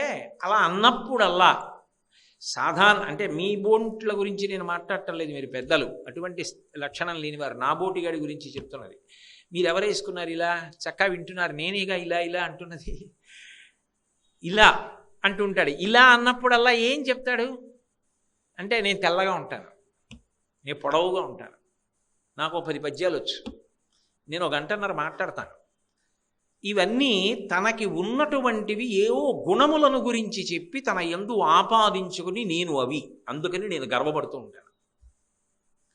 అమ్మవారు ఏం చేస్తుందంటే, నువ్వు గర్వపడడానికి కారణమైనది ఏదుందో అది అనిత్యమని జ్ఞాపకం చేస్తుంది. మాకురు ధనజన యవ్వన గర్వం హరతి నిమేషత్కాల సర్వం మాయామయమిదమఖిలం హిత్వా బ్రహ్మపదం త్వం ప్రవిశ విదిత్వా అంటారు శంకర భగవత్పాదులు. అన్నింటికీ తలో విరుగుడు అక్కర్లేదు, కాలం ఒక్కటి చాలు, అన్నిటినీ విరిచేస్తుంది. 30 ఏళ్ల క్రితం ఎంత అందగాడు, ఇప్పుడు కూర్చుంటే లేవలేడు, ఒళ్ళంతా ముడతలబడిపోయింది. ఒకప్పుడు పుస్తకం అక్కర్లేదు, ఎన్ని విషయాలు మాట్లాడేవాడు. ఇప్పుడు ఒక శ్లోకం చెప్పడానికి మొదటి పాదం చెప్పి 2వ పాదం తడువుకుంటాడు. ఏది ఆ స్ఫురణ శక్తి పోయింది. తను చదువుకున్నవే ఏమి జ్ఞాపకానికి రావట్లేదు, మరిచిపోతాడు. అన్నీ తాళం చెవులు ఇలా తీసి అలా పెడతాడు, ఎక్కడ పెట్టాడో మరిచిపోయాడు. పద్యాలు మరిచిపోయాడు, శ్లోకాలు మరిచిపోయాడు. ఇలా పంచాంగంలో తిరి చూసి ఆ తిరి చెప్పపోయి మళ్ళీ పంచాంగం తీసి చూస్తూ ఉంటాడు. విష్ణు సహస్రనామం చెప్పలేడు. ఎందుకని? కాలమునందు ఆ స్ఫురణ శక్తి పోయింది, జ్ఞాపక శక్తి పోయింది, అందగాడు పోయింది, శరీరం ముడతలు పడిపోయింది. గొప్ప అధికారి 60 ఏళ్ళు వచ్చాయి, దండేసి పంపించేశారు, మాజీ పోయింది. కాలమునందు అన్నీ పోయాయి. నీకు ఏది ఉన్నదని నువ్వు అనుకున్నావో అది కాలమునందు పరిమితంగా కొంతకాలమే ఉంటుంది. అది నీ దగ్గర ఎంతకాలం ఉంటుందో అంతకాలం దాన్ని అడ్డు పెట్టి నువ్వు చేసుకోగలిగితే పుణ్యం చేసుకో. నువ్వు మాట్లాడగలిగిన రోజుల్లో సంతోషంగా ఈశ్వరుడికి నైవేద్యం పెట్టు. నీ దగ్గర ఓపిక ఉన్ననాడు 10 మందికి సంతోషంగా వాళ్ళు బ్రతకడానికి నువ్వు చెయ్యూతావు. ఇక ఆయన ఉన్నాడు మా ఊళ్ళో, ఆయన ఉన్నాడు మా వీధిలో అని 10 మంది సంతోషం పొందేటట్టుగా బ్రతుకు. ఆయన ఉన్నాడు మహానుభావుడు, నా దగ్గర డబ్బు లేకపోవచ్చు, ఆయన దగ్గరికి వెడితే 10 రూపాయలు ఇస్తాడు. నీ దగ్గర ఏది ఉన్నదో అది 10 మందికి ఉపయోగపడాలి. ఒక్కొక్క అధికారి చూడండి, ఆయన పదవీ విరమణ చేసి ఇచ్చు, అయినా కూడా ఆయన పేరు చెప్పుకుని అన్నం తింటున్నామండి ఇప్పటికే అంటారు. 2 చేతులు ఎత్తి నమస్కారం చేస్తారు. ఒక్కొక్కడు ఆయన వెళ్ళిపోయాడండి అంటారు. ఇద్దరూ అదే పదవిలో కూర్చున్న వాళ్ళే. ఒక్కొక్కడు దాన్ని సార్థక్యం చేసుకున్నాడు, ఒక్కొక్కడు సర్వనాశనం చేసుకున్నాడు. మాకురు ధనజన యవ్వన గర్వం హరతి నిమేషత్కాల సర్వం. నువ్వు ఇలా చూపించి అస్తమానం దేని గురించి మాట్లాడుతున్నావో అది ఉండదబ్బాయి. అదో 20 ఏళ్ళో 25 ఏళ్ళో 30 ఏళ్ళు. కాకినాడ ఇన్నేళ్ళు అయింది కోటేశ్వరరావు మీరు వచ్చి అన్నారనుకోండి, ఏదో చెప్తాను, ఇన్నేళ్ళు అయిందంటే అంతకుముందు ఎక్కడ ఉండేవాడు, ఏదో ఎక్కడ ఉండేవాడు అని మా ఆవిడ వంక తిరిగి, అబ్బా అప్పుడే మనం కాకినాడ వచ్చి ఇన్నేళ్ళు అయిపోయిందే అంటారు. అన్నేళ్ళు మళ్ళీ అయిపోతే ఇప్పుడు నేను చెప్తున్నవి కాగితంలో ఉన్నా సరిగ్గా చూసి చెప్పగలనో లేదో. ఈ చెప్పగలిగిన ఓపిక ఉన్నప్పుడు చెప్పుకో. రోజు తింటల్లా, రోజు పడుకోవట్లా, భగవంతుడి గురించి 1 గంట చెప్పడం కష్టమైందా? ఈ ఓపిక ఉన్నప్పుడు చెప్పుకో. అధికారంలో ఉన్నప్పుడు నలుగురికి ఉపకారం చేయి, డబ్బు ఉన్నప్పుడు నలుగురు ఆదుకో, ఒంట్లో ఓపిక ఉన్నప్పుడు 10 మందికి సేవ చేయి. ఇది స్మరనిత్యం అనిత్యతాం. ఏ విభూతిని ఆశ్రయించి నువ్వు గర్వాన్ని పొందావో, ఇది నాకుందని అహంకారం పొందుతున్నావో అది నిన్ను పాడు చేయడానికి పనికొస్తుంది. ఇది శాశ్వతంగా ఉండిపోదు. కాబట్టి దీన్ని నేను ఉన్నప్పుడే ఉపయోగించి సార్థక్యం పొందాలనుకుంటే గర్వం ఉండదు. దాన్ని ఎంతమందికి ఉపయోగించి నేను ధరించాలా అని వినయం వచ్చి సద్వినియోగం చేసుకుంటాడు, గర్వం పోతుంది అక్కడ. నేనేముందండి, మహానుభావులు ఎంతమంది ఎంత సేవ చేసిన వాళ్ళు ఉన్నారో తెలుసా? నేనేమిటి, నీ చేసింది ఎంత పాట అంటారు అంటాడు, వినయంతో ఉంటాడు. తాను గర్వించడానికి కారణభూతమైన విభూతి ఏది ఉన్నదో అది శాశ్వతము కాదన్న భావన ప్రవేశపెట్టి అహంకారమును తొలగించగలిగినటువంటి తల్లి ఆమెయే. షట్వైరి వర్గాపాం. అందుకు ఆవిడ కాళ్ళు పట్టుకో, లేకపోతే జన్మ పాడైపోతుంది. వీటిలో ఏదో ఒక్క శత్రువు చాలు నాశనం చేసేయడానికి. కామ, క్రోధ, లోభ, మద, మోహ. మోహం అంటే అజ్ఞానం. అజ్ఞానం అంటే ఇలాగే ఉండిపోతాను నేను అనుకోవడం, ఎవరికి ఏం తెలుస్తుంది లేదు అనుకోవడం. కానీ అజ్ఞానమును తొలగించగలిగినది ఏది అంటే ధార్మికమైనటువంటి విషయములను తెలుసుకోవడం. అజ్ఞానంతో ఉన్నవాడు ఏమనుకుంటాడు, నేను ఇలాగే ఉండిపోతాను. పక్కింట్లో దొంగలు పడ్డారు, నీ ఇంటికి 2 తాళాలు వేసావు, పక్కింట్లో ఎవరో వెళ్ళిపోయాడంటే చనిపోయాడు. ఇక్కడ కూడా మరి ఎప్పుడో అప్పుడు 20 ఏళ్ల తర్వాత ఏదో సరే కాళహస్తీశ్వర శతకంలో ధూర్జటి చెప్పినట్టు ఏదో ఎప్పుడో అప్పుడు శరీరం పతనం అవుతుంది కదా. అవుతున్నప్పుడు మరి అజ్ఞానంతో ఉండిపోతాననుకుని అంతా కూడా తీస్తే ఆ ఊపిరి గుటుక్కుమన్నాడు, ఏమైపోతావు? రక్షించేది ధర్మం. ధర్మో రక్షతి రక్షితః. త్రేతాయుగంలో ధర్మాచరణం చేసిన రామమూర్తి కథ కలియుగంలో కూడా తల్లిదండ్రులు బిడ్డడికి అన్నం పెడుతూ అదే చెప్తున్నారు, రే రాముడంత ధర్మాత్ముడివి కా అంటున్నారు. ధర్మము శాశ్వతత్వాన్ని ఇస్తోంది, ధర్మము అజ్ఞానాన్ని తీసేస్తుంది. అందుకే ఆచారం సదాచారం, దురాచారం ఏది ధర్మమో దాన్ని విడిచిపెట్టడమే దురాచారం. ధర్మము ఎప్పుడూ తనతో పాటు 10 మంది శాంతియుతంగా ఉండేటట్టుగా మాట్లాడుతుంది. ఆ ధర్మాన్ని పట్టుకున్న నాడు నువ్వేమవుతావు? నీ అజ్ఞానము తొలగిపోతుంది. ధర్మచట్రములో ఇమిడినవి చేస్తాను అనుకో, ధర్మచట్రంలో ఇమడలేదు నేను చేయను, అదొక్కటే పరీక్ష పెట్టుకో జీవితంలో చాలు.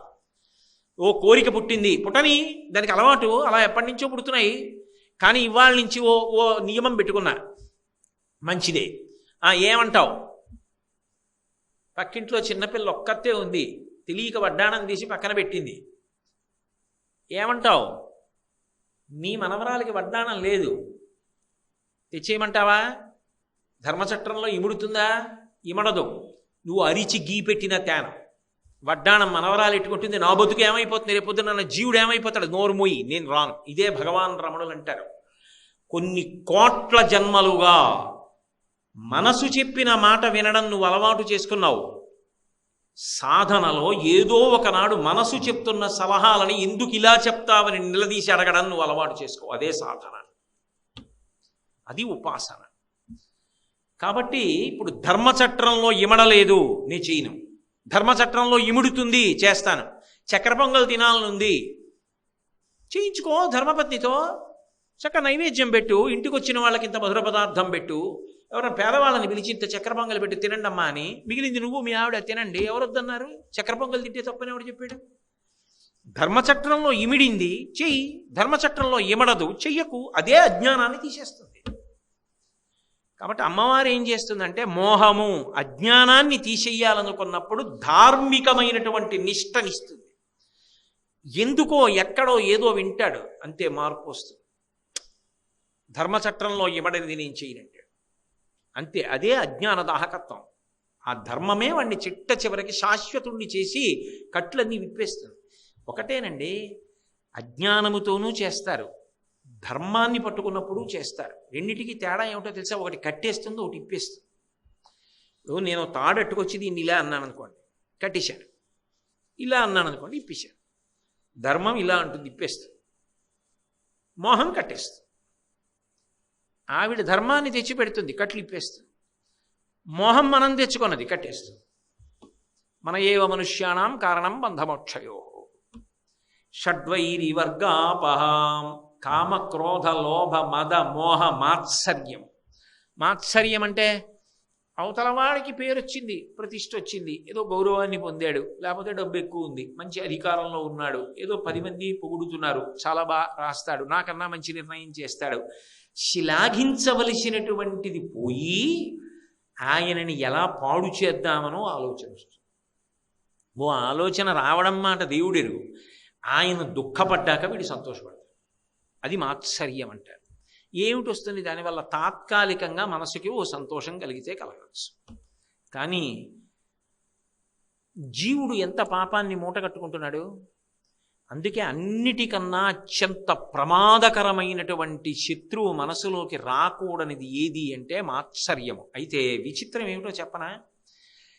ఏ అభ్యాసము, ఏ ఉపాసన, ఏ కళాశాలకి వెళ్ళక్కర్లేదు, ఏ సంస్థలో జాయిన్ అవ్వక్కర్లేదు, ఏ ప్రవచనానికి వెళ్ళక్కర్లేదు, ఉపన్యాసం చదవక్కర్లేదు, పుస్తకం చదవక్కర్లేదు, నేర్చుకోక్కర్లేదు, వచ్చేస్తాయి షడ్వైరి 6 శత్రువులు. ఏమండి నాకు బాగా కోరికలు పుట్టాలంటే ఏం చేయాలండి? వ్రతం ఉంటుందా అని అడగక్కర్లా, అవే వస్తాయి. ఏమండి నాకు కోపం ఎలా వస్తుందండి అని అడగక్కర్లా, అదే వస్తుంది. నాకు లోభం ఎలా వస్తుందని అడగక్కర్లేదు. చిన్న పిల్ల ఓ చిన్న బిస్కెట్ల ప్యాకెట్ ఇచ్చారనుకోండి, 3 తిని మంచం కింద దాచేసి, ఇందాక బిస్కెట్ల ప్యాకెట్ ఇచ్చాను కదమ్మా, ఇంటికి ఎవరో వచ్చారా, అన్నయ్యకి 2 పెట్టు అన్నారనుకోండి, తినేశానుగా లేవు అంటుంది. లోభం. దానికి ఏం ఎవరో తాతగారు ఎవరో కూర్చోబెట్టి, అమ్మా నువ్వు బిస్కెట్లు తినేసి ఇంకా ఉన్నా కూడా లేవని చెప్పవలేనో అని పాఠాలు చెప్పరు, వచ్చేస్తుంది. మాత్సర్యం వచ్చేస్తుంది. విరగడానికి ఉపాసన చేయాలి. అమ్మవారి అనుగ్రహం కలిగితే ఇది పోతుంది. మాత్సర్యము దేని వలన కలుగుతుంది? సాధుభావనలు నశించిపోయాయని గుర్తు. నీ యందు సౌజన్యం పోయింది. అసలు నువ్వు తప్ప ఇంకొకడు నీకన్నా గొప్పగా ఉంటాడన్నది అంగీకరించలేని స్థితికి వెళ్ళిపోయావు. సమాజం అన్న తర్వాత ఎప్పుడూ 3 శ్రేణులు ఉంటాయి. నీకన్నా అధికులు ఉంటారు, నీతో సమానులు ఉంటారు, నీకన్నా కిందకున్న వాళ్ళు ఉంటారు. ఉన్నతుడి యొక్క లక్షణం ఏంటి? తనకన్నా అధికుడు కనబడినప్పుడు ఈ స్థానంలో నిలబడడానికి నేను ఇంత పరిశ్రమ చేస్తే ఆయన అంత గొప్పగా చేయగలుగుతున్నాడంటే ఎంత సాధన చేశాడో అని నమస్కారం చేస్తాడు. సమానుడు కనబడ్డాడనుకోండి, నేను ఎంత కష్టపడితే ఈ స్థానానికి వచ్చాను, ఆయన అంత కష్టపడ్డాడు కదా, ఆయనతో స్నేహభావం చూపిస్తాడు. తనకన్నా కిందవాడు ఉన్నాడు అనుకోండి, పైకి ఎక్కాలని తాపత్రయంలో ఉన్నాడు, ఈశ్వర అనుగ్రహించి ఇన్ని పైనికి తీసుకురా అని ప్రార్థన చేస్తాడు. అది సాధుభావన. అది లేదనుకోండి, కిందవాడిని చూస్తే నిరసన, బా నా సబార్డినేట్ అండి అంటాడు. నీతో సమానంగా ఉద్యోగంలో ఉన్నాడు అనుకోండి, after all in equal and counter part అంటాడు. ఆయన నాతో ఈక్వలెంట్ అంటాడు. తనకన్నా పెద్ద అధికారి కనబడితే ఏదో అయిపోయాడు కానండి ఆయనకేం వచ్చాడు, మనం రాస్తే సంతకం పెడతాడు కానండి ఆయనకేం రాదు. మూడు దగ్గర తనే గొప్ప. సాధుభావన లేదు. సాధుభావన లేకపోతే వాడికి బరువు, వాడి జీవుణ్ణి పాడు చేసుకుంటాడు, ఇంటికి బరువు, పిల్లలకి ఇదే అలవాటు, ఎక్కడికెడితే అక్కడ బరువు. అయితే మిగిలినవి ఏవైనా విరుగుతాయేమో కానీ మాత్సర్యము పోవాలంటే మాత్రం ఈ జన్మ ఉపాసన ఒక్కటే కాదు, గత జన్మలలో చేసినటువంటి ఉపాసన కూడా కలిసి వస్తే దానికి తగినటువంటి పరిష్కారం పరమ భాగవతోత్తములు సాధుమూర్తులైనటువంటి వాళ్లతో స్నేహం ఏర్పడి వాళ్లతో కలిసి బ్రతకగలిగిన అదృష్టం ఇస్తుంది ఆవిడ. అందుకే కోట్లు పోయినా పర్వాలేదు సాధు పురుషుడితో స్నేహాన్ని వదిలిపెట్టుకోవద్దని చెప్తారు. ఆయనతో కలిసి ఉన్నారనుకోండి, ఆయన అలా బ్రతుకుతాడే, మనం ఎందుకు అలా బ్రతకాలి అని ఒక పెనుమార్పు వస్తుంది. సాధు పురుషుల యొక్క సంసర్గము తీసుకొస్తుంది. ఆ ఆలోచన ఏర్పడితే అన్నిటిలో కనపడుతుంది. ఒక ఆయన కృతజ్ఞుడిగా ఉండేవాడు, చేసిన ఉపకారం మరిచిపోతుండేవాడు. అమ్మవారి అనుగ్రహం కలిగింది, ఆయనకి చూడడం వచ్చింది. ఆయన ఒక కొబ్బరి చెట్టు దగ్గర నిలబడ్డాడు.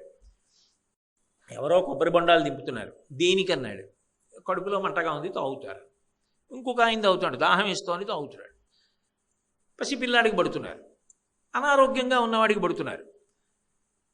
ఇంతమంది కొబ్బరి నీళ్ళు తాగుతుంటే ఆయన అన్నాడు, అన్ని మొక్కలకి నీళ్లు పోసి పెంచుతాం కానండి, ఈ కొబ్బరి మొక్కకి చిన్నప్పుడు ఒక్క చెంబుడు నీళ్లు పోసి పెంచితే నీళ్లు లేకపోతే తాను పెరగలేకపోయానన్న విషయాన్ని జ్ఞాపకం పెట్టుకుని తరువాతి కాలంలో భూమిలోంచి నీరు లాగి నెత్తి మీద పెట్టుకుని బొండంలో దాచి 10 మందికి ఉపకారం చేస్తోంది. కృతజ్ఞత అంటే కొబ్బరి చెట్టుని చూసి నేర్చుకున్నానన్నాడు. ఒక్క మహాపురుషుడి యొక్క సంసర్గము చేత మాత్సర్య గుణము విరిగిపోతుంది. అందుకే భగవతి అనుగ్రహము సాధుపురుష సమాగమంగా వస్తుంది, మహాత్ములతోటి సహవాసం ఏర్పడుతుంది. అది కూడా మళ్ళీ 2 స్థాయిలు. మనం ఆయన్ని పరిశీలించడం, ఆయనకి మనం ఎవరో తెలియదు కానీ ఆయన అంటే మనకి గౌరవం. ఆయన జీవితాన్ని గమనించో, ఆయన చెప్పిన మాటలు వినో, ఆయన వ్రాసిన పుస్తకాలు చదువుకునో జీవితాన్ని ఒబ్బిడి చేసుకుంటాం. అంతకన్నా అదృష్టం ఏమిటో తెలుసా, పేరు పెట్టి ఆయన పిలిచాడు అనుకోండి. పేరు పెట్టి పిలిచాడంటే ఆయన మనసులో స్థానం వచ్చింది, గుర్తుపెట్టుకున్నాడు. అంతకన్నా అదృష్టం ఏదో బంధుత్వంతో పిలిచాడు. ఏం బావగారు అన్నాడు, ఏం అన్నయ్య అన్నాడు, ఏం తమ్ముడు అన్నాడు. అంతకన్నా అదృష్టం. ఆ సాధు సమాగమాన్ని మాత్రం పోగొట్టుకో, అది మాత్సర్యాన్ని విరగొట్టేస్తుంది. దానిలా మాత్సర్యాన్ని విరగొట్టినట్టు ఇంకెవ్వరూ విరగొట్టలేరు, అదొక్కటే విరగొట్టగలదు. అదే భగవతి అనుగ్రహంగా పనిచేస్తుంది. మీకు నేను ఒక్క ఉదాహరణ చెప్తాను. పురంధరదాస్ గారి జీవితాన్ని పరిశీలిస్తే పరమ లోభి.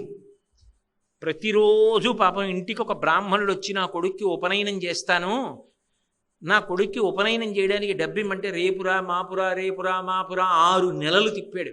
భార్య మహా ఔదార్యం కలిగిన తల్లి సరస్వతీబాయి చూసేది, అయ్యయ్యయ్యయ్యో పిచ్చి బ్రాహ్మణ్ణి ఇలా తిప్పుతున్నాడే ఉపనయనానికి డబ్బిమ్మంటే అని. ఒక రోజున భర్త ఇంట్లో లేడు. పూర్వాశ్రమంలో పురంధరదాస్ గారి పేరు శ్రీనివాసుడు. ఆ బ్రాహ్మణుడు వచ్చాడు, అయ్యా మా ఆయన ఇవ్వడు, నువ్వు అనవసరంగా తిరుగుతున్నావు, నేను నా ముక్కు పుడకిస్తాను, ఇది అమ్మి నీ కొడుకు ఉపనయనం చేసుకో, ఇక రాకు మా ఇంటికి, మా ఆయన అలా తిప్పుతుంటే నాకు బాధగా ఉంది, ఆయనకి పాపం నీకు బాధ, కాబట్టి ముక్కు పుడక పట్టుకుపోని ముక్క పుడకిచ్చింది. ఆ వెర్రి బ్రాహ్మడి ఇంటికి పట్టుకెళ్ళి కొడుక్కిచ్చి పట్టుకెళ్ళి అమ్మి డబ్బు పట్టరాడు. ఆ కొడుకు ఈయన కొట్టుకే పట్టుకొచ్చాడు, ఈయన బంగారు వర్తకుడు. ఆవిడ భర్త, ఆ సరస్వతీబాయి భర్తే ఈయన శ్రీనివాసుడు. పట్టుకొచ్చి అయ్యా దీనికి డబ్బు ఎంత వస్తుంది అన్నాడు. ఆయన అటు ఇటు తిప్పి చూసి మా ఆవిడ ముక్క పుడకని గుర్తుపట్టేశాడు. దీనికి విలువ మధ్యాహ్నానికి కట్టి డబ్బిస్తాను కానీ నువ్వు ఇంటికి వెళ్ళి మధ్యాహ్నం రా అని చెప్పి ఉత్తర క్షణం కొట్టు మూసేసి ఇంటికి వెళ్ళి ముందు ముక్క పుడక ఏదన్నాడు. ముక్కు పుడక సంగతి సరేనండి, కాళ్ళు కడుక్కోండి అన్నం పెడతానంది ఆవిడ. ముందు నాకు ముక్కు పుడక చూపించన్నాడు. ఆవిడకి అర్థమైంది, ఈ వెర్రి బ్రాహ్మణుడు ఏదో పట్టుకెళ్ళి చూపించేశాడు, అమ్మేశాడు, ఇక్కడే ఇంటికి వచ్చేసాడు, అందుకే ముక్క పుడక తెమ్మని చంపేస్తాడు నిష్కారణంగా. ముక్కు పుడకపోతే తట్టుకుంటాడా? తనన్నా పడిపోతాడు. కాబట్టి ఇప్పుడు భర్తకి చెప్పి ఆగ్రహం వచ్చి నన్ను బాధపెట్టి ఇవన్నీ జరగడం కన్నా శరీరం వదిలిపెట్టేస్తారని ఇంట్లో ఎక్కడో ఏదో విషం ఉంది ఎందుకో అది తీసి కృష్ణ పరమాత్మ దగ్గర బాధపడి ఆయన మూర్తి దగ్గర నిలబడి లోపలికి పుచ్చేసుకోపోయింది. ఆవిడ మహాసాధుశీల.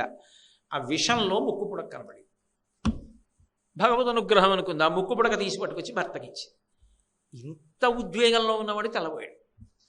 ఇదేంటి ముక్కు పుడక అక్కడ ఉంది కదా, ఇక్కడికి ఎలా వచ్చిందని మళ్ళీ ఇప్పుడు ముక్కు పుడక కట్టుకుని ఇప్పుడే వస్తాను ఉండని కొట్టుకెళ్ళి మళ్ళీ తలుపులు తీశాడు. తీసి ఎక్కడ దాచాడో భరిణి తీసి చూశాడు, ముక్కు పుడక లేదు. ఆలోచించాడు, అది భగవంతుణ్ణి నమ్మింది. ఇక్కడున్న ముక్కు పుడక అక్కడికి వెళ్ళిపోయింది. మాట పడకుండా చేశాడు. నేను ఇంత సంపాదించాను, ఏమి సాధించాను? అదా అదృష్టవంతురాలు నేనా? ఇంటికి వెళ్ళి స్నానం చేసి అన్నాడు, నాకు అర్థమైంది ఏది శాశ్వతమో. నువ్వే నాకు మార్గాన్ని చూపించావు. ఇక నా జీవితంలో స్వార్థానికి పోలని అన్నీ దానం చేసి వ్యాసరాయల వారి దగ్గరికి వెళ్ళి సన్యాసాశ్రమం తీసుకుని పురంధరదాస్ గారిని పేరు మార్చుకొని కీర్తనం చేశాడు. తరించిపోయాడు.